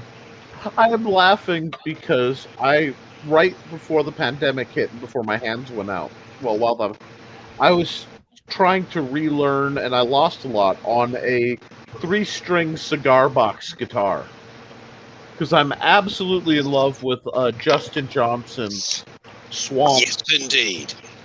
And so it's hanging on the wall right now because for a few months I lost the use of my hands because everything went wrong. And I watch the guys and I see them just flittering. And I'm I'm actually a big fan of Spanish guitar, like Spanish classical. I'll be honest, the movie Desperado soundtrack with Antonio Banderas was the first soundtrack I ever bought. Because it was just so beautiful between what he actually did, because he's actually quite accomplished, and Santana. Carlos Santana will always be a weakness to me, like right here, and it just, then it's like, and I'm happy if I can get like bow, bow, bow, have my hands work for That's what I know how to use. That's like the only thing I know to play. But I have this lovely little glass slide that I can get a little bit of wonk, and I have a little AAA powered belt amp that sometimes I'll be on the front porch, going. But yeah, slide is definitely difficult to master. I've had a stainless steel one, and I've had a glass one, and I cannot master the light touch that it takes. Well, it's weird because I learned a bit on an old box guitar, boom, boom, boom, boom, boom, back in teenage years. But it's fretless. My cigar box is fretless to make the slide better. But you gotta there's you have to have faith. It's like you're not even playing by knowledge or training. It's like you got to believe that the note's going to be somewhere where you, And if you're a fraction of an inch off, you got to be able to adjust back. Yeah, it's really, but it's when it works and you've just got a walking rhythm. That's like all I ask in life is to get a good bum ba-dum ba-dum ba-dum ba-dum ba-dum ba-dum ba-dum wah wah wah wah wah wah wah bum ba-dum.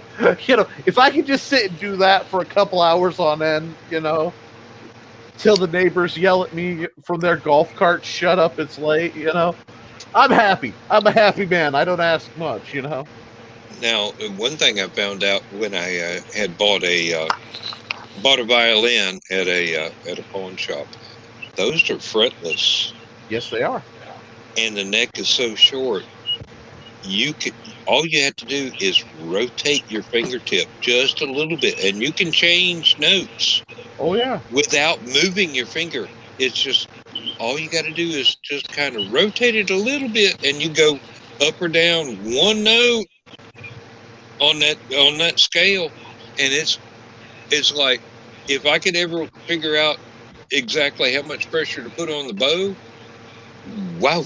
I could have cut loose. Well, I did cut loose a couple of times on a recording, but I did not sound like I knew what I was doing, thank goodness. I didn't save those for posterity, or I won't admit to having saved those for posterity. I don't want anybody to find those. Them, but not for posterity, for Really. posterior. But that was pure ego. I did this, and it almost sounded good. I admire this for being able to be able to play violin, and they have talent. Excuse me. Used the wrong pronoun there for a moment. I'm trying to get used to it. I understand. They are really they've got the gift. I don't. They do. and I admire them enormously to be able to not only dive into it and enjoy it so much, but to learn more than I ever took it. Keisha, look up my Bandcamp. It's under my name. There's all kinds of stuff there that you would not believe that this idiot did.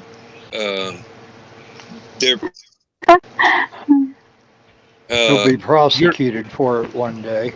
You're not an idiot. Don't be rude to yourself. Allow the praise you've earned. And give me a second. Somebody's walking around, so I need to make sure my son's not out of bed. Okay. Somebody at your door, Nick? If they are, he's taking a sharp, pointy thing, and they're going to be in trouble. I was there that night that happened. That was outrageous. No, I think I've got 9 albums out now. Most of them are stuff that I did in the computer, but 2 or 3 are stuff that is actually live with actual instruments instead of the computer. And you can listen for free. You don't have to buy a damn thing. Don't listen to Bandcamp when they go, "Oh, you've listened to 8 songs now. You think you want to buy something?" And I go, I kind of wrote it. I don't need to buy it. Hey, if you want to write something for me to sing, do it.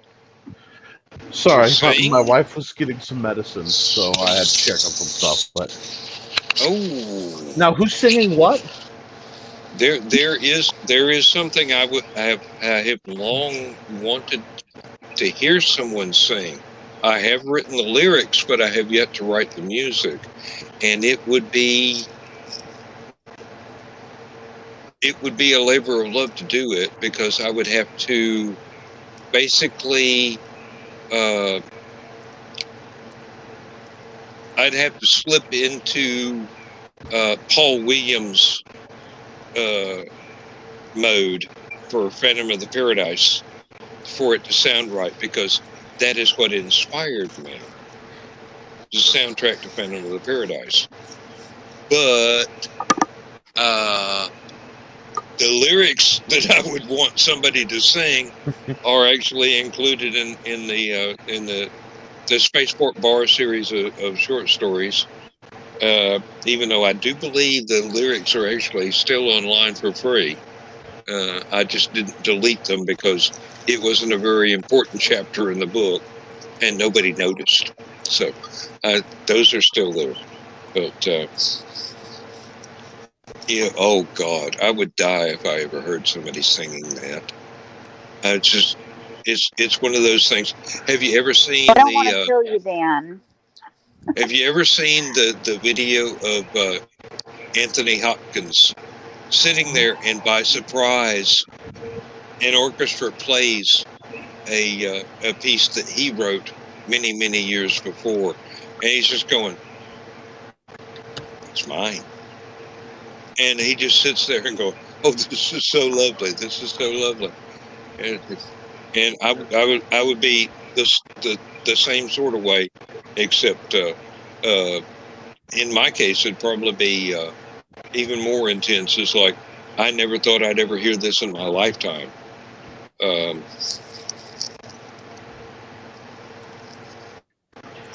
And I am not being rude. I'm actually listening. I just, being the guy, I get 3 a.m. How's the game sales going kind of things, you know? Yeah, small business. You know, I keep weird hours. Yeah, really? Oh my goodness, we are almost 3 a.m. Well, yeah, you're talking to me. It's all, you know, if we're not blinking at the dawn, I already got the look from my loving wife who went out to get some cough syrup, but she comes back and she goes, "You talking to that Hollifield idiot again, aren't you?" I can neither confirm nor deny, but she would not call you an idiot. But I think she used hooligan. Hooligan is a good term. Hooligan is yes. a very good term. Well, it's okay because every time I talk to you, Dan, I remember I need to listen to more Old Gods of Appalachia. I'm still working my way through that podcast thing. Yep. And if you haven't, it is amazing. It's on YouTube. Old Gods of Appalachia. It's Lovecraftian Appalachian. Oh God, it takes me back. You're sitting there and you're hearing the story, and it just. I keep expecting Dan to walk through like I would not do that if I were you, and then walk away while everyone dies. You know what I mean? Like, Don't drink that particular batch of moonshine. Go for the one that was made tomorrow. See you later. Yeah, I do that in a lot of people's imaginations. It's like, But what's funny is when you have a whole legion of, 10 or 11 or 12 dwarves and a hobbit following you around. That's when it becomes problematic there, Dan. none shall pass. That's why he's not a professor, folks. Oh, yeah. Well, it's hard holding up both degrees. Oh, Lord. Now, y'all have about 30 months before I'm doing this full time, along with writing full time during the day. Now, What you're saying is we're gonna have to be online for like 24/7. well, no, it basically from midnight till whenever we pass out. Oh. Oh, well, everybody's leaving now.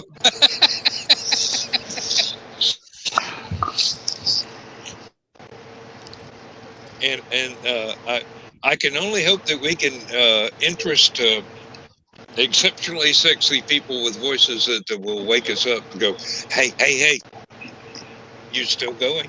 Hey, stay up. Why we're still awake right now? Because Bill's in here. Absolutely. Oh, yeah.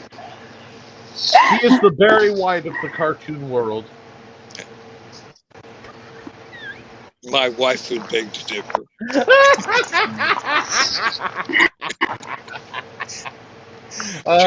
She thinks I have that very white voice, and I'm going, yeah, baby. Yeah. Oh God, what fell down? Gotta tap into your Barry White, or Yeah, Lou really. Lou Rawls in our area. Oh, yeah, I wish. Yeah. Man, I can't even get down to Marvin Gaye on a good day, so I know my limitations. Well, I'm definitely still in the tenor range. I can't reach down into a bass consistently. I might get pulled off for a word or two, but not an entire stanza. So I don't think I'd be able to do that at all. So No, What was that old spinner song, games people play, and they had the one guy singing the bass, and there was a tenor in there, and 3 different ones in there that I remember. You get through all the song, and that's where you test your vocal reaches, if you can sing all 3 parts through the whole song. Two of my favorite bands were the Oak Ridge Boys and drat, now their name escapes me. Someone else from that area, believe me, is a gospel singing quartet. Statler Brothers? Statler Brothers. Thank you very much. Indeed. And I could never match either of their bass players, but singers. But I certainly gave it my best shot many a time trying to keep up. But those guys, I swear, it's like the rumble of those voices through the speakers was enough to shake the house when you had it cranked up to 11. And as you do when you're an old redneck like me. William Golden was hard to get down as low as what he did on there. He was something else. Yep, both bands have kind of retired a bit now. They've lost one or two members in each band, and they're going, we really don't want to continue without our brothers. So I was fortunate enough to see all the original Statler Brothers in 1982, and my favorite video that they're in is not a video of their own, but it's the Johnny Cash. I was waiting for him. That song was running through my head as soon as this conversation hit. You know, Papa sang bass. Seeing all those young Statler brothers on the one side in the background, and then you had the Carter family, which was by then in the mid-late 60s, was a younger version of the Carter family. Although I think what was the mom's name? Maybelle Carter. I think she was still with them, but everyone else was. Of course, June Carter and I forget the other one's name. And but they were all late 30s, mid 40s, except for Grandma. Yeah. Maybelle was probably in her late 50s, early 60s. I would think by. I'm trying to think when that song came out. Was it like 68, 69? I forget. See, John left too soon. I want to say 70s, but I'm probably wrong. It was probably much earlier than that. But you got to remember, when I was a child, my grandmother would put on Sunday mornings before church the Gospel Jubilee, and Statler Brothers and Oak Ridge Boys would be featured on there with a lot of other gospel singers, and I got really familiar with the traditional stuff that they would do as gospel songs, and then later on the weekend, it would be time for the Grand Ole Opry or Porter Wagner or something like that. Oh my goodness! I remember seeing Dolly Parton as a teenager. Oh, I would have loved that. 1968 was 68. Yeah. Folks, I don't mean to cut out, but to be able to get up in time, take some medication, I have to hit the hay soon. So it has been an absolute pleasure chatting with you. Keisha, it's been great. I finally, actually getting to get some conversation in. I love seeing Bill, because usually Bill goes to sleep before this sort of thing happens, and Dan and I go back. So, thanks. I hope people watching this remember to like and follow and share and do all that shtick, because I don't know if Dan's promoting himself enough, but he should get in the habit. I try, but I actually was in the restroom tonight when Joe Dog started the show, so I don't know what he did. Well, well then, you know what? Don't rely on Joe Dog. Guys, if you like what Dan's doing, like, share, subscribe. He'll be doing it again, same bat time, same bat channel, until such time as the whole 34 months pass or whatever it is. And then who knows what evil will lurk in the hearts and minds of Hollifield. Only the Dan knows. With that, I bid you all a lovely night. Stay safe, and be sure to tip your waiter on the way out. Nick, anytime we're on, you are more than welcome. Thank you, sir. Good night. Good night. Good night. Dan? Yep. You about to cut out too? Yeah, it is, only 2 o'clock Central Time, but, quite a bit, but... Sunday morning coming down. Yeah, Sunday morning is coming down, and I'll be walking that sidewalk, smelling the chicken, and wishing I was stoned, as Johnny sang. But that's actually my favorite song of Johnny Cash's. Even though Chris Christopherson wrote it. Yeah, well, and Johnny his had version better was good. delivery. Yeah, he did sing it better. I like Chris Christoph. There's a YouTube video where Chris Christopherson was on Country Family Reunion singing it there, and it would about bring you to tears on that particular one. But and then he followed up with "Why Me, Lord," and that Ooh, really that would gets me bring every you to damn tears. time. Oh my God! I cannot listen to that on purpose. You got to catch me by surprise. That was the one that got me baptized right there. Yeah, that's my favorite song of his. That was intense, and I could have done without that brainwashing at that age. But anyway, I do need to boogie, and but thank you again for the invites to both shows, and we'll see you next Thursday. It's always a pleasure. It is always a pleasure. Thank you for being here.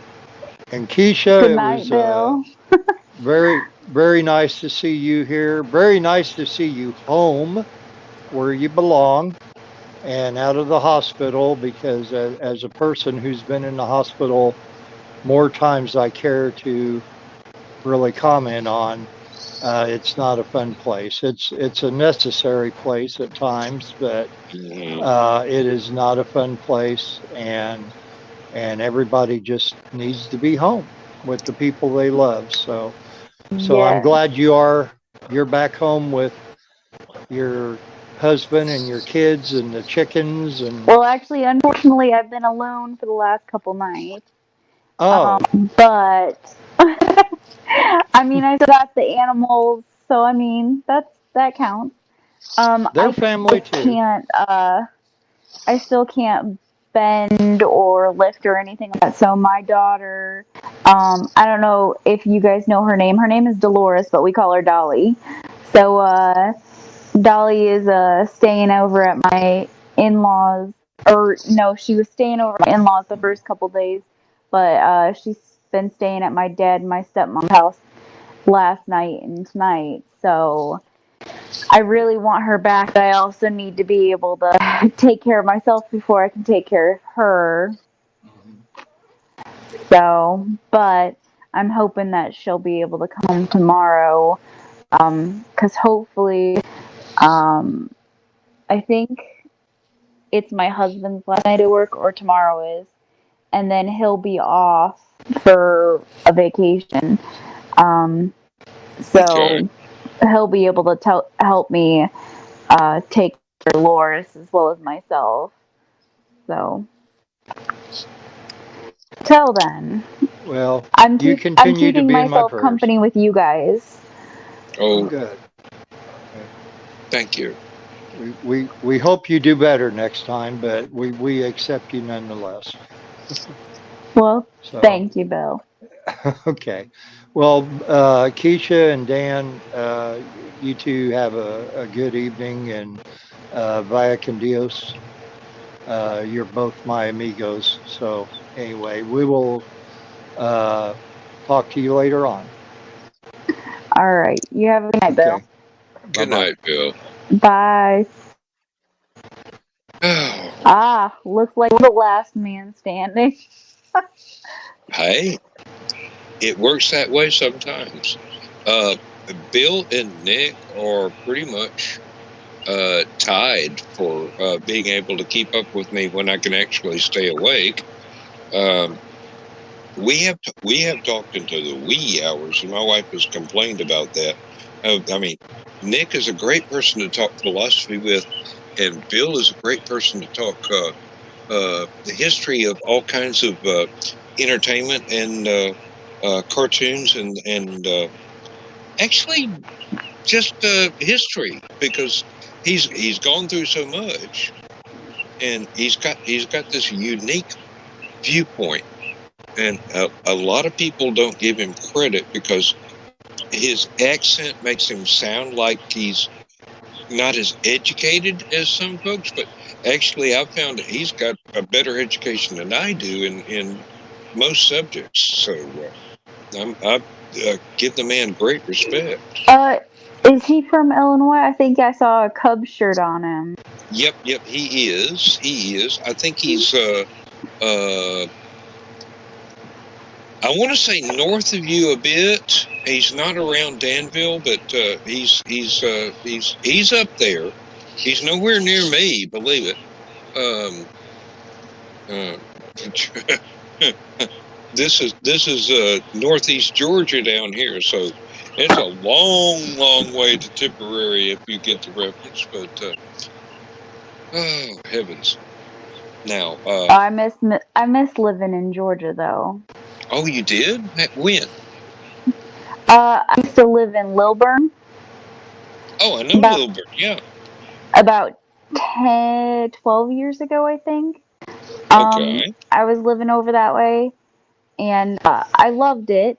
I worked at a doggy daycare, and I was actually Dan the handyman when I was there. I worked as I worked for a guy named Dan, and we had a handyman company. And so I was working at a doggy daycare down there, Dan the handyman, and then I was also doing cold calling for Toshiba. Worst job ever. You have my regrets there. Doing telemarketing is never fun. Oh yeah. So the worst company I think I actually ever had the misfortune of cold calling was a church. They were not nice to me at all.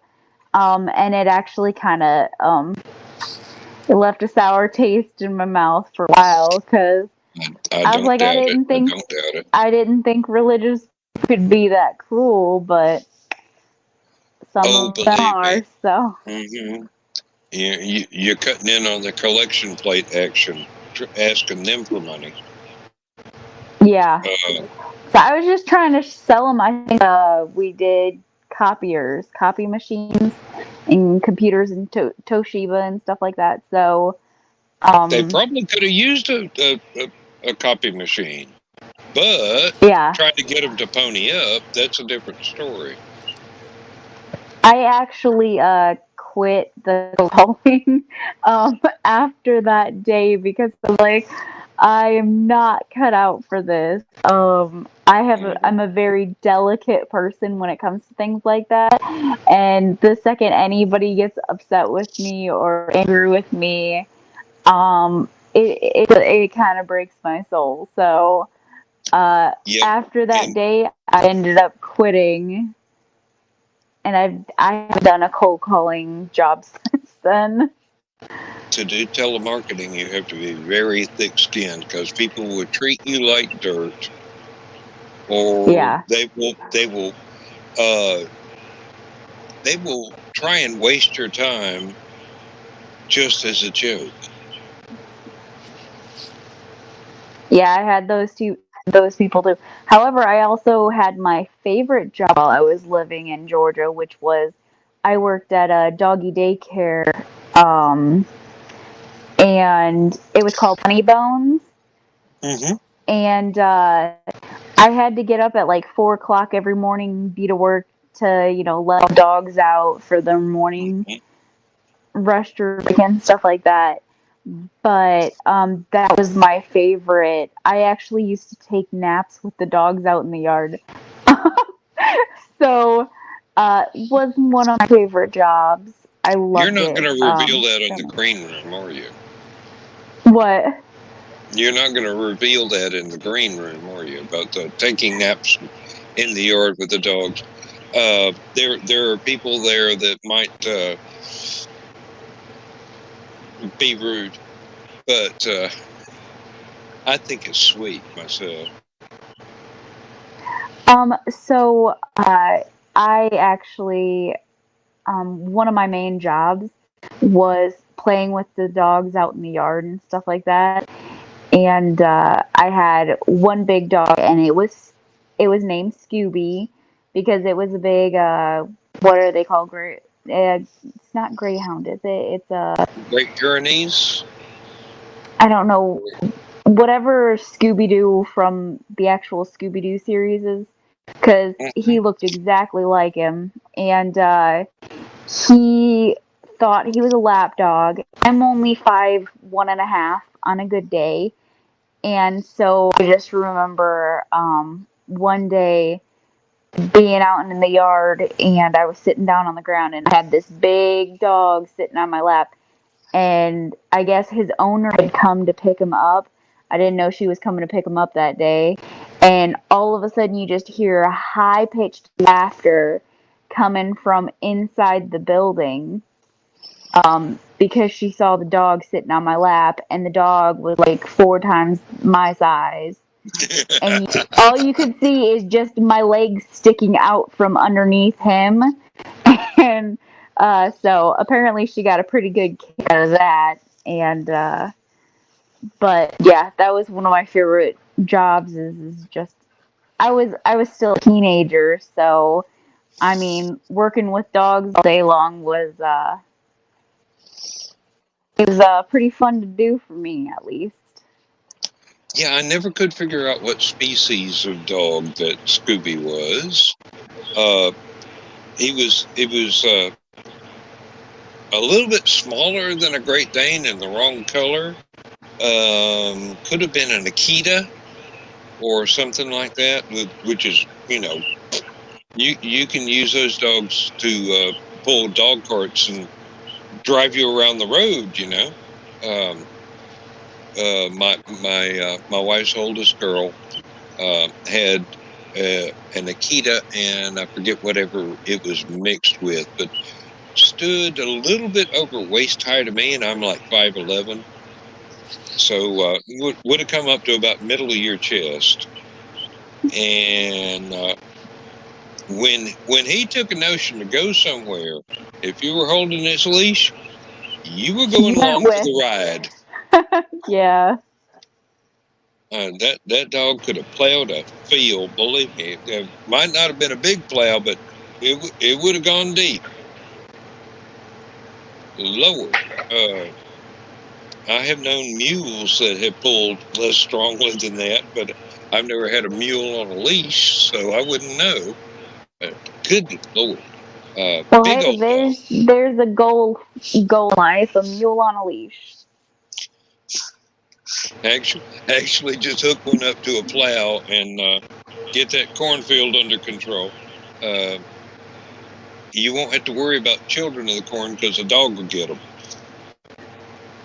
Oh, I do need to get a dog for out here because we've got so many predators out here that y'all got a crazy. coyote problem? We have coyotes, we have foxes. Yeah, even a small dog will scare foxes away. But Yeah. if you got coyotes, you need a more formidable dog, or at least a 14-year-old cat that don't take no shit off nobody. Cats are lazy. One of them is actually laying between my legs right now because it likes to see how complicated it make for me to get up if I need anything, because it knows I can't lift it right now. So, she's lucky. She's cute. I'm not a huge cat person. I'm a dog person. I got 2 cats, but I'm a dog person. So I'm hoping that the next animal I get is a dog. Well, who knows? It might be a raccoon. They're smart. I actually have a raccoon that lives outside, but it eats my chickens from time to time. So Yeah. You need to feed them cat food so they stay away from the chickens. yeah, so we don't have outside cats though. Both of my cats are inside. Yeah. We've got, I think, we started off with 2 cats, then we had 6, then we had 20, and now we've got 13. Yeah, that's what you were saying the other night. I can't, like, I think cats are adorable, and I love the theory of cats. They But are I'm awesome, also, but they are a pain in the butt. yes, I'm not good with needy. And my cats are the neediest things I've ever met. If I don't give them attention 24/7, they will let me know that I have done wrong. Mm-hmm. Hey, Mama, down here, pet me now. Yep. No, not here, This not there. And they don't understand right now that I can't get to feed them every 5 seconds, and they are not happy about it. All morning I heard meow, meow, meow, meow, meow for a good hour straight before I told my husband, I was like, get up and feed these cats, please, so they leave me alone. And the last thing you want is for them to jump up on the bed and get on your stitches. Oh, they've done it several times already. Well, I'm sure they have, yeah. But that's It's, the last thing you want them to do. uh-oh. I meowed, and now she's over here meowing at me going, hey, I heard you meowing. Both my cats are on me now. Mm. Well, you ain't going anywhere unless you've got to get up and hobble to the restroom. So that happens. That happens. We also have an elderly dog. He is some European variety. Oh Lord, I can't remember the name. He looks like a cross between a Dachshund and a Rottweiler. That's an interesting combination. Yep, we used to think that's what he was, but then Lindsay did a lot of research online. She found out there is actually a breed that is exactly that, and it's not a Dachshund Rottweiler mix. It's this one, and they are extraordinarily loyal and extremely gentle, and they have legs about this long, and they've got heads like this big around, and they've got all the Rottweiler coloring, the brown eyebrows, and the long fur and the big waggy tail that you don't want to get anywhere near your coffee table because shit will get knocked off, and they're just permanent puppies is what they are. And but he's about 13, 14 years old now, and his health is not the best. And my wife is going, I don't know how much longer I'm going to have my dog. And I'm going, honey, you've got him till you don't got him. Relax. Just enjoy the experience while it's going on. When it comes time, we'll be sad, but that time ain't now. Yeah, I'm still getting over. I lost my dog a couple years ago. Before I moved out to the farm, and I'm still getting over her death because I had her since I was 9 years old. My grandma raised us as she used to call us sisters. So she'd be like, "Go get your sister." And so after my grandma passed away, I am the one that got my dog Sassgrass, and she passed away a couple years ago. I had her for I think 15 years or so, and oh my gosh, I think that hit me more than like some of my relatives passing away. Like her death hit me worse because I was so close to her, and I'm still trying to get the courage up to get a new dog because that kind of heartbreak is just awful to go through. Tell me about it. Yeah, in my lifetime, I've been through it. Well, let's just say several times. I'm not going to try and count it, but it's been since I was less than 2 years old. So time and time again, with varying intervals in between, but it always hits like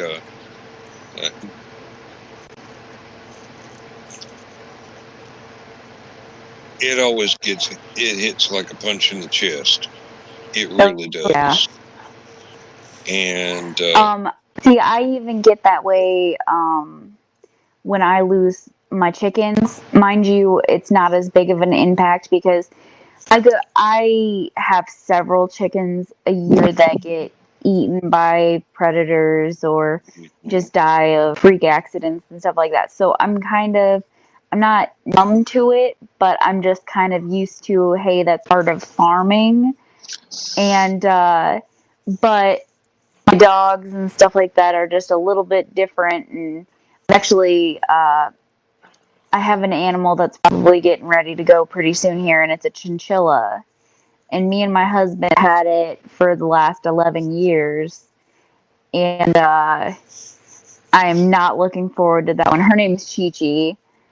But I don't know offhand their natural lifespan. So I think in captivity they're normally 8 to 10 years. So we've already got yeah. So but you can tell she's getting older and she's just getting she's slowing down a lot. But I feed her an all organic feed and all this, like she is pampered, which is I think why she's lasted this long. And so I'm hoping we get a little bit more time out of her, but she is slowing down.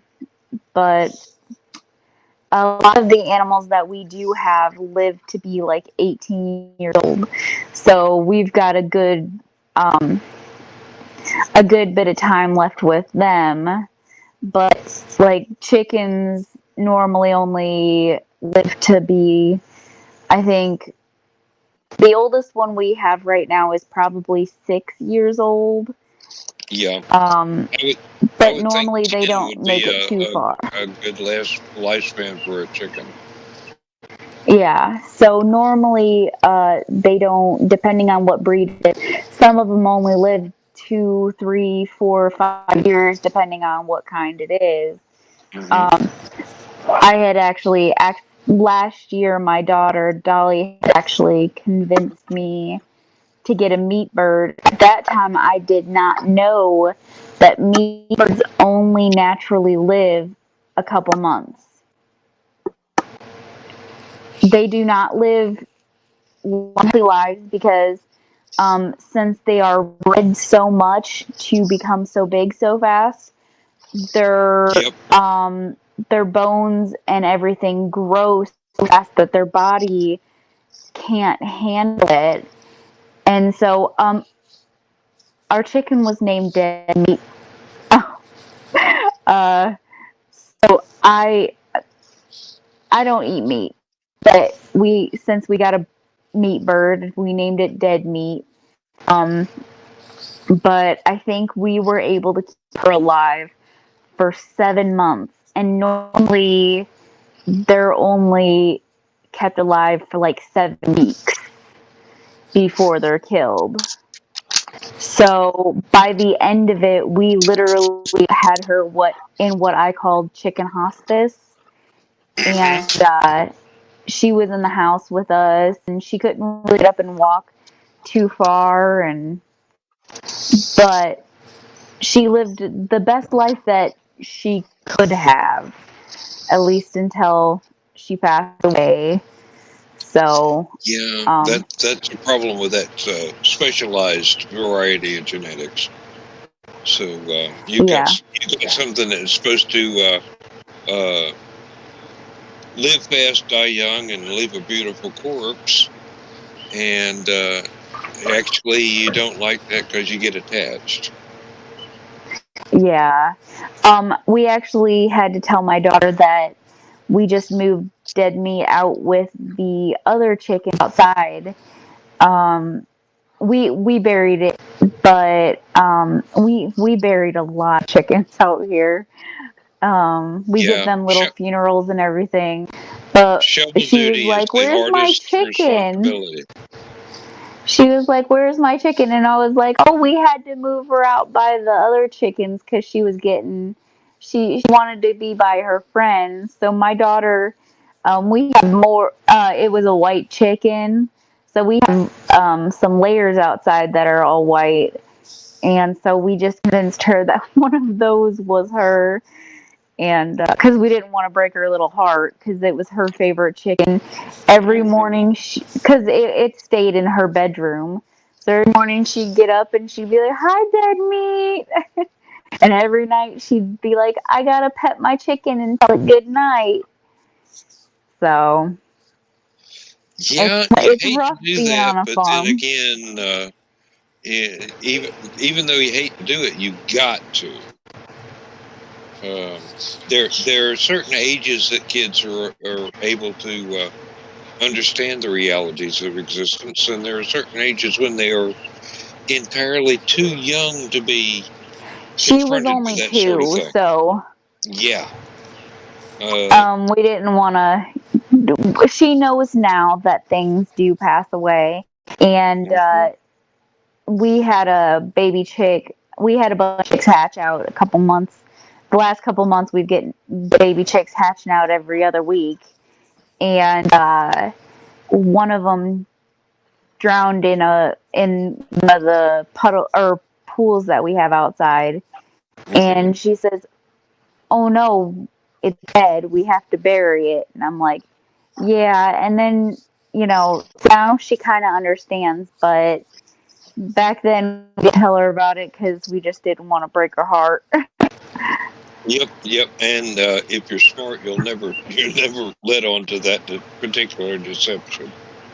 Not even when she's in high school. If she was that attached, it would be a long-term heartbreak. Oh yeah, she loves her chicken. So, well, my phone is for some Going reason dead. not wanting to charge. Yeah, I've got it on the charger, but my charger I think is broken and it's not on charge. It keeps going in and It's out. all right. It's all right. So Don't worry about it. I've been trying to adjust it. It's been absolutely a blast having you. We can do it again anytime, and you are more than welcome to join us as soon as Joe Dog shuts up, or you could even come on and shut him up. And when he sees this, I he's will going to kick gladly my come butt. back. But oh, please do, please do. You're so much fun to be around. Joe Dog was the one, or he was in the. Was he in the green room today? Yes, he was. And he runs the stupid o'clock. That's his.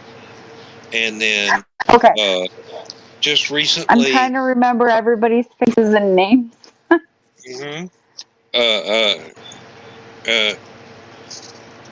Joe Dog's a leprechaun, but he won't let on. He's about yay tall. Comes up to your waist. No, he's about the same height you are.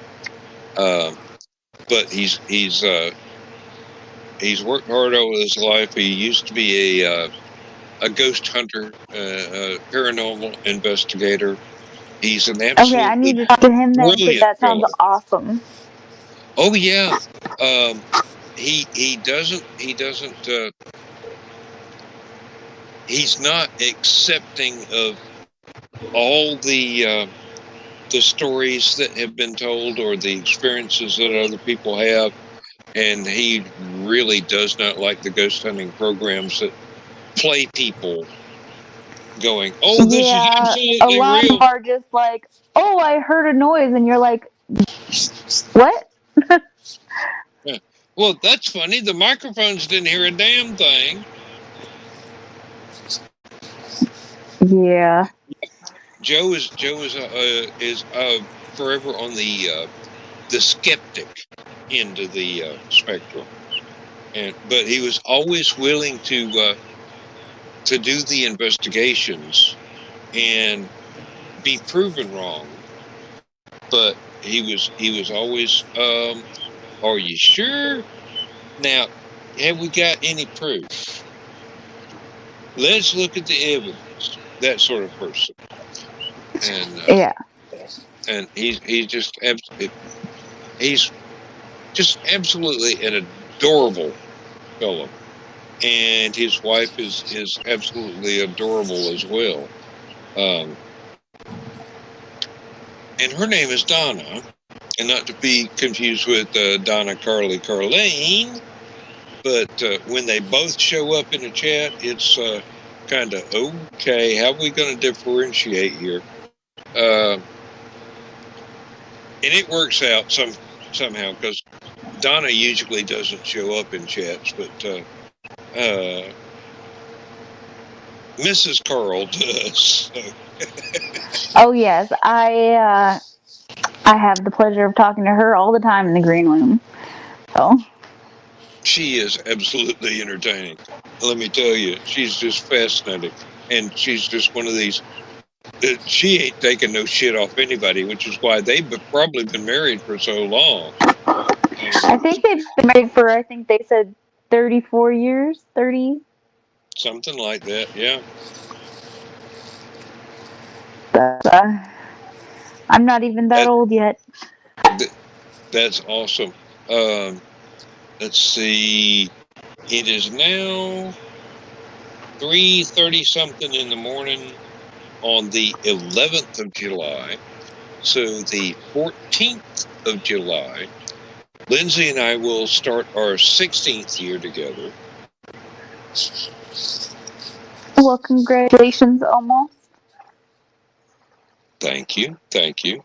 And she's okay. Basically, we've got the anniversary of when we first met in person, because we'd known each other for about 10 years online before we ever met in person. Then we've got the anniversary when we first got married. And then we've got the anniversary of our vow renewal, which happened in 2011. So, Hey, that's when me and my husband did our vow renewal in 2011. well, we went back to England, where my wife is from. But we had gone there the year before because her dad had passed away, and we went to his funeral.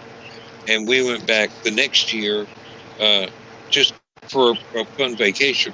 And it turns out that friends of ours who lived there had snuck up and arranged this vow renewal ceremony in this little village in England. And we had a priest who used to be a druid and a couple of co-priests who were, let's see, I think one was Muslim and another was Standard Church of England, whatever. And it's like we had a wonderful time. Did the pagan hand fasting thing as well as all the and Lindsay grew up Church of England. Her dad was a curate for a CV church, and so she knew Y'all all the covered all the rituals. bases. Oh, we did. It was absolutely beautiful. I've got videotapes of it, but I'm not allowed to put it I'm not allowed to post it because there were things that would for people that are more traditional, they would be a little too adventurous to involve all the different things going on. So Yeah. we don't have any problem with mixing faiths. So I consider myself eclectic because that describes us perfectly. Because I sit there and I go, well, I think that they have this part right. And then I'm like, well, these people have this part right. And then I just add all the parts that I think are right up together. And then that's what I practice. So I just consider myself eclectic. That way, it's a little bit of everything. Yep, that seems to be the best way to be. Because, thank you, Josh. He just popped back in on us in the audience here. So he was congratulating Lindsay and I, and it's nice to know that somebody's still watching. But yeah, eclectic is a really useful thing because you get to cover all the bases that you can think of, and you get to pick and choose. It's like a salad bar. You get to pick and choose what you want and leave the rest behind without disrespecting what you left behind. So Yeah. the big thing is not disrespecting, in my point of view, and admittedly, I'm no expert on anything, but respect seems to be one of the things that I prize highly. So I get along with all sorts of people in all sorts of different situations, and I hope I don't So am I. I'm offend. very accepting. So I try to, I know there's definitely, I spent most of my teens, early 20s, searching for what I believed in. And so I went to a lot of different churches and a lot of different faiths and stuff like that. And although I didn't agree with most of or everything they said, I still love almost all of the people I've met through that whole journey. And I still keep up with them. That's why I just consider myself eclectic because if I say, you know, I'm somewhere between a Mormon, Buddhist, pagan thing, people kind of look at me and they're like, oh, what? I'm like, well, I like this part of here, this part of here, and this part of here. They're like, oh, okay. So I just started calling myself eclectic. That way, it's just a little bit easier to explain. Yeah, I've been calling myself a Southern Buddhist for years. It doesn't cover all the bases, but it sure confuses the hell out of people that would call me names for anything that I actually believe in. Yes.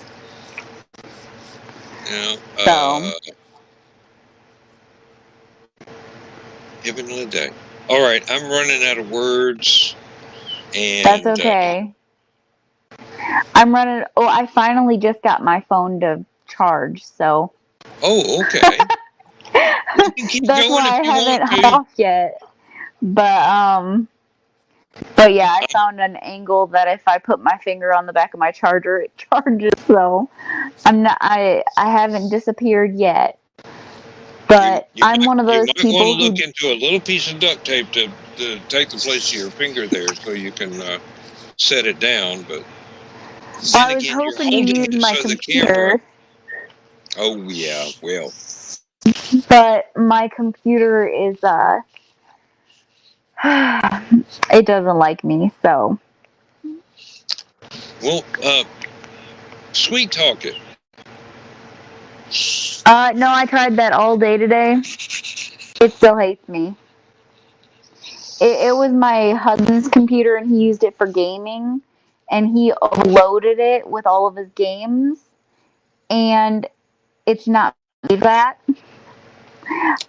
So it kind of it shorted itself out one day, and then so now it's very finicky. Every time it goes into sleep mode, you gotta shut it down and restart it all over again, and sometimes it It's doesn't like to restart. it's bipolar. Most likely. Sometimes it likes me and it'll let me do things. Other times it's like, nope. I tried actually, that's what I tried to get on for tonight's show, so that way I could be a little bit more not on my phone. Um, but I tried to start it, and now it's saying that I do not have um, a mic or a camera, and they're both built in on the computer, so I know they're there. And so that's why I got on my phone tonight, because that way I could still Yeah, really. participate. Well, I'm very glad that you were able to find a workaround from the computer that does not recognize what equipment is built into it. Yeah. I'm also glad I did not know that this actually works from the phone, so that's nice to know. I hope it wasn't too I don't know how well the reception is and like that on your end, but it's coming in pretty clear on mine, so Well, every few minutes you'll freeze up for just a second and then come right back, which is much better than other people's phones have been. So you've got a good phone there I had to and turn a off good my home connection. internet because my home internet is not as great as my phone. So when I first got on and I was lagging and stuff really bad, that's because I was on my home internet. Oh, and So now, Josh is giving you a little bit of advice here. Let me put that up on screen. Clear the browser cache and the data, and reformatting. Now that's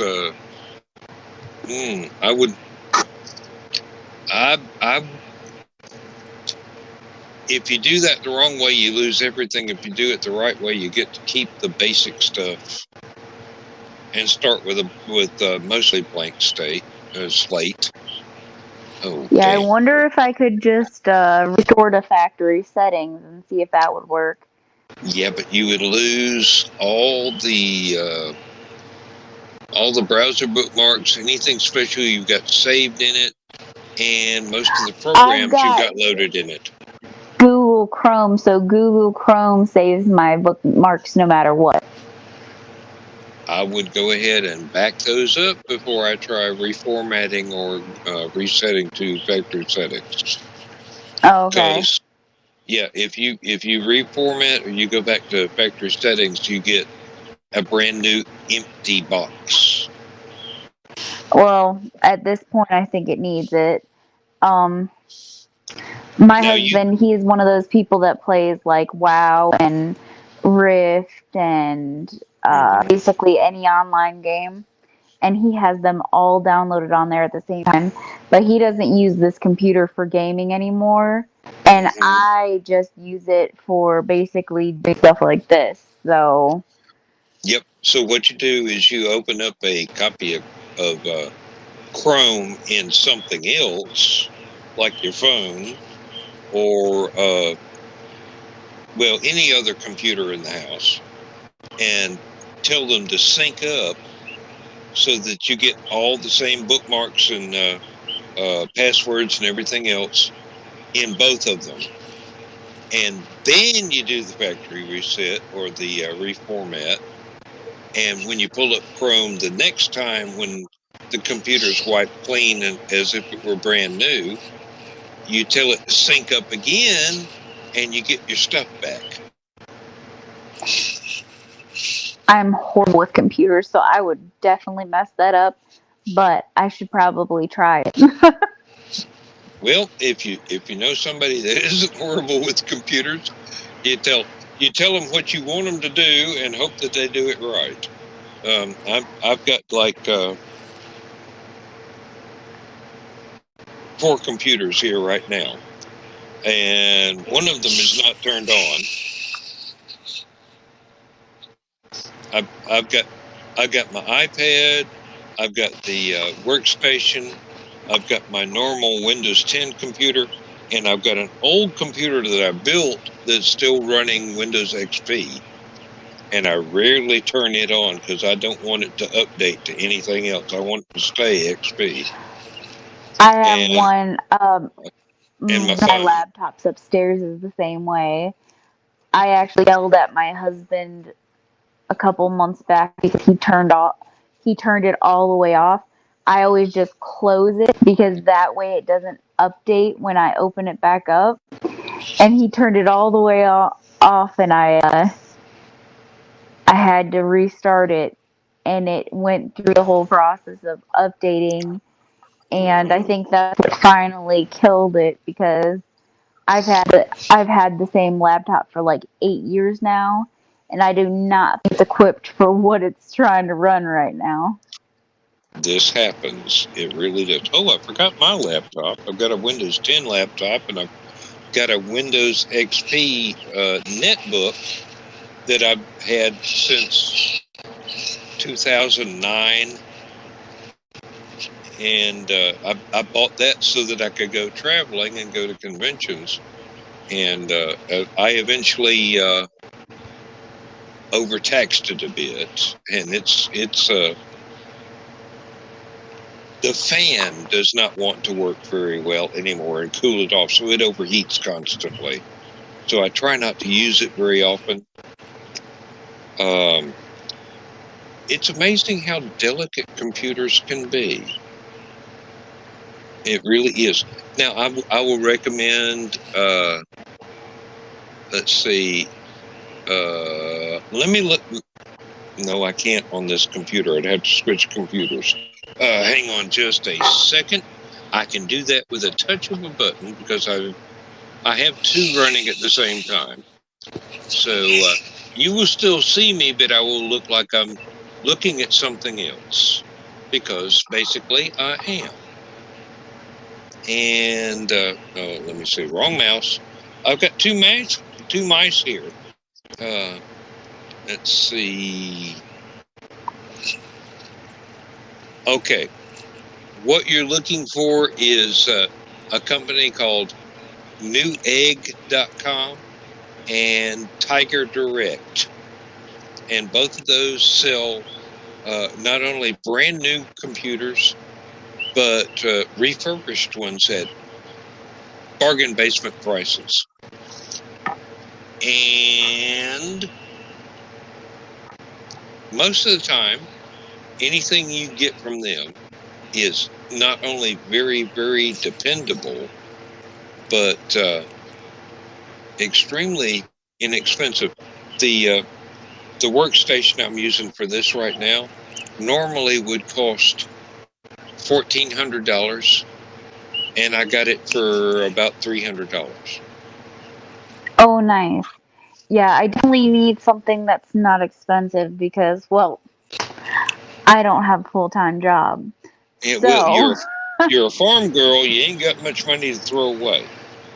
yeah, It's most of mine is feed and keeping the family alive, so. This stuff's got to fit into the budget, and it's got to work right the first time and every time.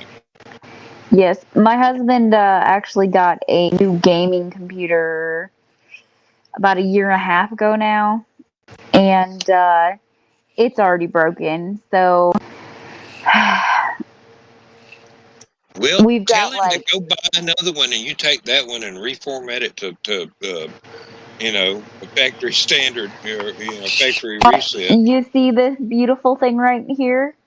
The only reason I use it is because he got a new one, and I always get his hand me down. Well, it's time to force him to get another new one so you can get a good hand-me-down. Because a gaming that's what computer it is. a gaming computer is the perfect thing for streaming. It's got Yeah. all kinds of processing power, and it will work. Just you would not believe how well it would work over everything else, as long as he didn't burn anything else. Oh, and Josh says, send it to Alabama. He can fix it. Oh, new fans. Yeah. I mean, Josh, if you're talking about my XP laptop, they don't make that fan anymore. Nothing will fit. Believe me, I paid good money to find that out. This thing is just going to have to limp along until it finally dies of heat death. So I rarely fire it up anymore. But thank you I for actually offering. have a little base that sits underneath laptops, and it's an external fan that blows up into it so that it doesn't overheat. Because I used to have a computer like that as well. It was an old, I think it was a Dell, and I worked that thing to death. By the time I was done with it, the laptop screen, like the entire top half, was not actually attached, other than just the cords that kept it running. Yep, the ribbon cable. Yeah. I just had it like I had to lean it up against something to use it. But I worked that thing to death. It was I think it was my graduation gift or something like that, and I was a teenager and I didn't have money to get anything new, so I just kept trying to keep it going, and so I bought a little base that had a fan on it to cool it down, so that I still got a couple years use out of it after that. So yeah, it's amazing what you can make things limp along. It really is. You just got to be really, really gentle with them. Yeah, I wasn't always so gentle. Well, I've got a rubber mallet around here somewhere. I don't really want to act like David Tennant and be pounding on stuff like the TARDIS console, but David Tennant is actually my favorite doctor and one of my favorite people on the planet.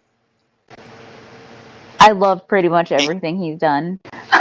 he is a really nice guy. Don't watch the oh, you probably would enjoy it. No, don't listen to me. Don't listen to me. What was the one? When he played Kilgrave, because Say that again. Kilgrave. Oh no, that one I will not watch. Definitely, I hate to see him as an Really? actual villain. But I know, and it was so hard for me to watch that series because I love David Tennant, and I was still like, oh my gosh, I still love him, and he's awful, and I'm like, I don't know how I'm supposed to feel right now, because there's a part of my brain that wanted to hate him because he was the villain, but then there was the part of me that still loves him because he's still the doctor to me. Yeah, so I believe the one I was thinking of was Don Juan. What was it? Don Juan. Oh, okay. And he was actually making jokes about that. And Don Juan is this legendary womanizer. And actually, historically, he might have been the inventor of condoms. But I'm not sure about the historical accuracy of that. But it didn't have anything to do with the show. But there was a thing where he was going on about, well, I've got to make love with this woman tonight on this thing, and go up and introduce myself to the actress. And my name's David. I'll be taking you roughly from behind tonight, and he made it sound a whole lot funnier than I do. Believe me. Just imagine that coming from his voice. So, That seems weird. yes, it does. It does.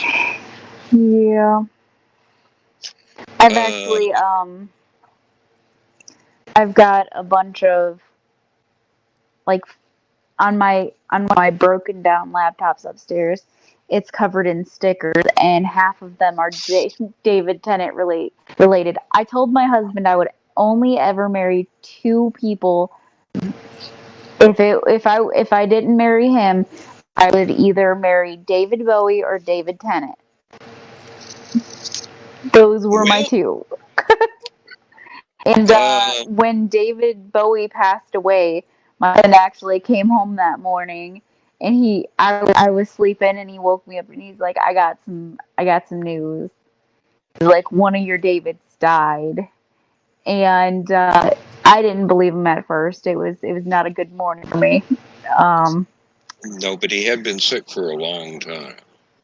That is true, but it's still very sad to. Yeah, it was about like a few years later when Freddie Mercury passed, but he had been sick for a long, long time.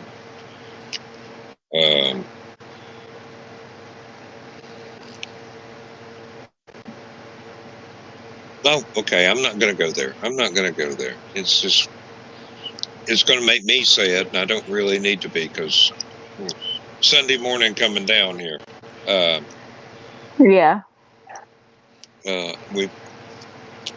We lost a lot of good people in my lifetime, and some of them you were old enough to actually have heard of before.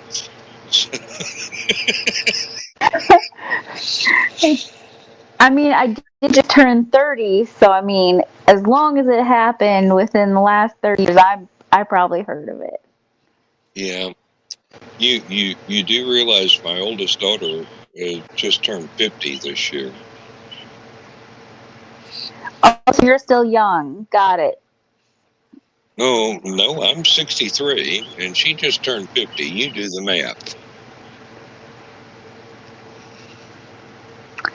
Ah, so how did that come along? She was about 15 when I married her mother. Oh, okay.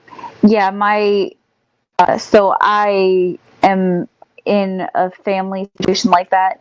My stepmom had my little brothers when I was 13. So I'm 13 years older than them. And so she's like, yeah, I would have only been this old when I had her, but she's my stepmom, so. I don't bother to explain that to the people from work. When they ask me how many children I've got and how old they are, and I go, well, I'm 63. My oldest daughter is 50. My next oldest daughter and son are 35. And let's see, I've got a couple of 20-something-year-old, I can't remember. They're not 30 yet. One of my grandsons is as old as my youngest children, so I have a lot of fun. Before they figure out that, yeah, I wasn't invited to the conceptions of any of my children. I think it got lost in the mail or something, but Well, darn, try harder next time. oh no, there ain't gonna be no next time. Lindsay is my third wife, and I am her fourth husband, and we have decided that we're, no matter what happens, we're not going for anything else. This is it. This is going to last a lifetime. So neither one I of think us me and my explained whose husband have lifetime. yeah. Me and my husband have a thing that the only way we're getting out of this is one of us is dying, so. Been there. Just depends on if it's natural or not. Been there, survived that, got the t-shirt. Yep. My first two wives have both passed away now. I divorced the first one. The second one passed away on me while we were still together. And then Lindsay and I got together about a year and a half after that. And like I said, next week Yeah, I will think you be were saying 16 years. you were telling us the story of how y'all got together and everything the Oh other yeah, night. we met each other in an unsolved mysteries chat room that was basically dedicated to studying serial killers. That's a good way to find somebody. Hmm. And I had to tell my mother I met my wife in a serial killer chat room, and she had to figure out which one of us was a serial killer. So It's the pretty answer bad that is she neither. already hoped that it wasn't you. Yeah. Oh, believe me, my mother would not pay any attention to anything I did. Uh, uh, she's gone off the deep end lately, but I still love her. I just wish she. I'm not going to go there either. Okay. That's okay. We'll call it a night then. That way you can get some sleep on a good note. Oh yes. Well, and thank you for very much for being here. I really appreciate it, and anytime I get to spend time in your company has been good time. Well, thank you. I appreciate that because half the time I worry about stuff like that. I'm one of those self-doubters. So, Darling, don't ever worry about that. You are absolutely charming, and you're lots of fun to talk to. And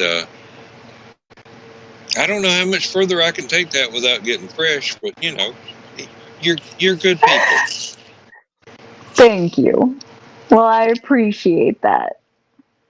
All right, well, you try and get some sleep, and I'll try and go to bed before the sun's too far up. Yeah, it hasn't started coming up here, but it's only 3:06 here, so. And it's an hour earlier than that here, but So, alrighty. Well, you get some rest, and I'll talk to you soon. hopefully I get to sleep in the bed tonight instead of just nodding off in my damn chair. Oh, yeah, that's a good goal to have. Gotta make it to bed Yes. first. Yes. All right. Good night, Keisha. Alright. You take care. Good night. Good night. Josh, um, you have a wonderful day too. I did see the let's see. Okay, I did see this one. Um, and that's Alabama. Okay. Uh, what year was that? What year was that? Because I should know that. Although the more modern they are, the less I know about them.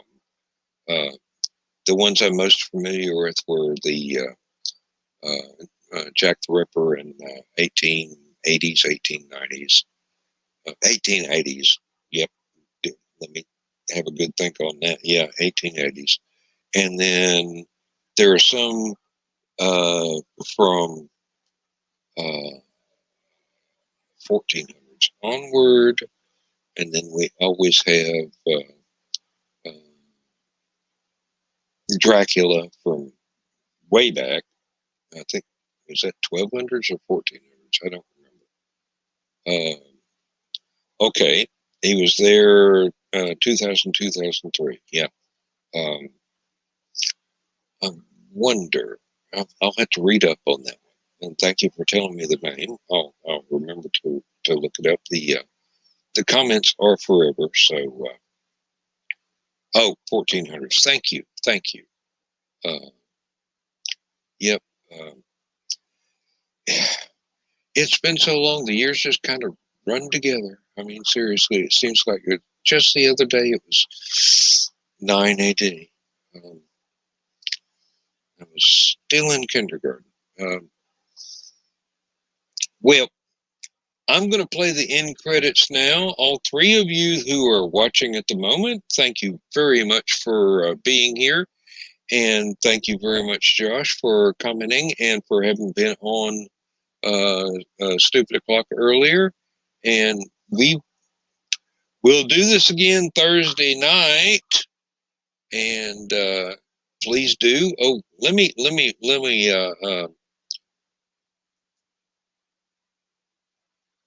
go ahead, and here we have a schedule of the Rising Tide broadcast network that needs to be updated. This was done by our very own Lewis Lee, and there are new programs there that are going to have to be updated, and a couple of things that need to be corrected. But on Sundays we have Comic Chaos and Sass. On Mondays we have Never Mind the Furthermore. I think that's Monday, Wednesday, and Friday. Then Tuesdays, Clever Title Pending, and also TED Talks. On Thursdays, not only do we have another TED Talks, we have Comic Book Spectrum, Creatives Hail, and Joe Dog's very own Stupid O'Clock, followed immediately afterwards by Last Man Standing, which is not on this. Never Mind the Furthermore. Yes, Friday. Drinking with the Davies. I highly recommend Drinking with the Davies at 6 p.m. on Fridays. 7 p.m. you have Michaela Jade's Tidbits and Scribbles, which is a tips and tricks sort of thing for up and coming writers. On Fridays at 8 p.m. you have Nick Tockert's Historical Fencing Guild. Saturdays, once again, we have Stupid O'Clock and Last Man Standing. There is a new show coming on Wednesdays, and Ted Davies is going to be in charge of that, and is basically exploring and possibly debunking various conspiracy theories. And it promises to be really, really entertaining. Then, as a wild card show, you have Joe Dog's Armchair Rocket Science, which will show up at the drop of a hat whenever rocket launches are scheduled by NASA, SpaceX, Blue Origin, or, for all I know, Daffy Duck. As long as there's a rocket going up, Joe Dog gonna be there.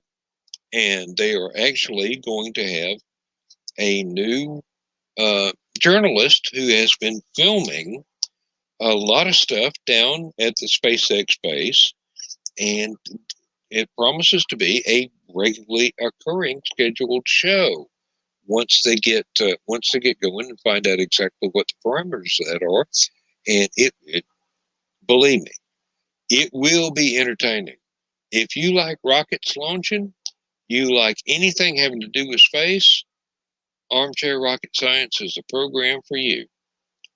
Now, let me go out of full screen here. And here we go with that. And let me see. Yeah, wrong button there for an instant. I'm sorry. Now, I'm going to roll the end credits here and get on out of here and shut the program down. If you've never seen the end credits for Last Man Standing before, there's a bit of a story to it.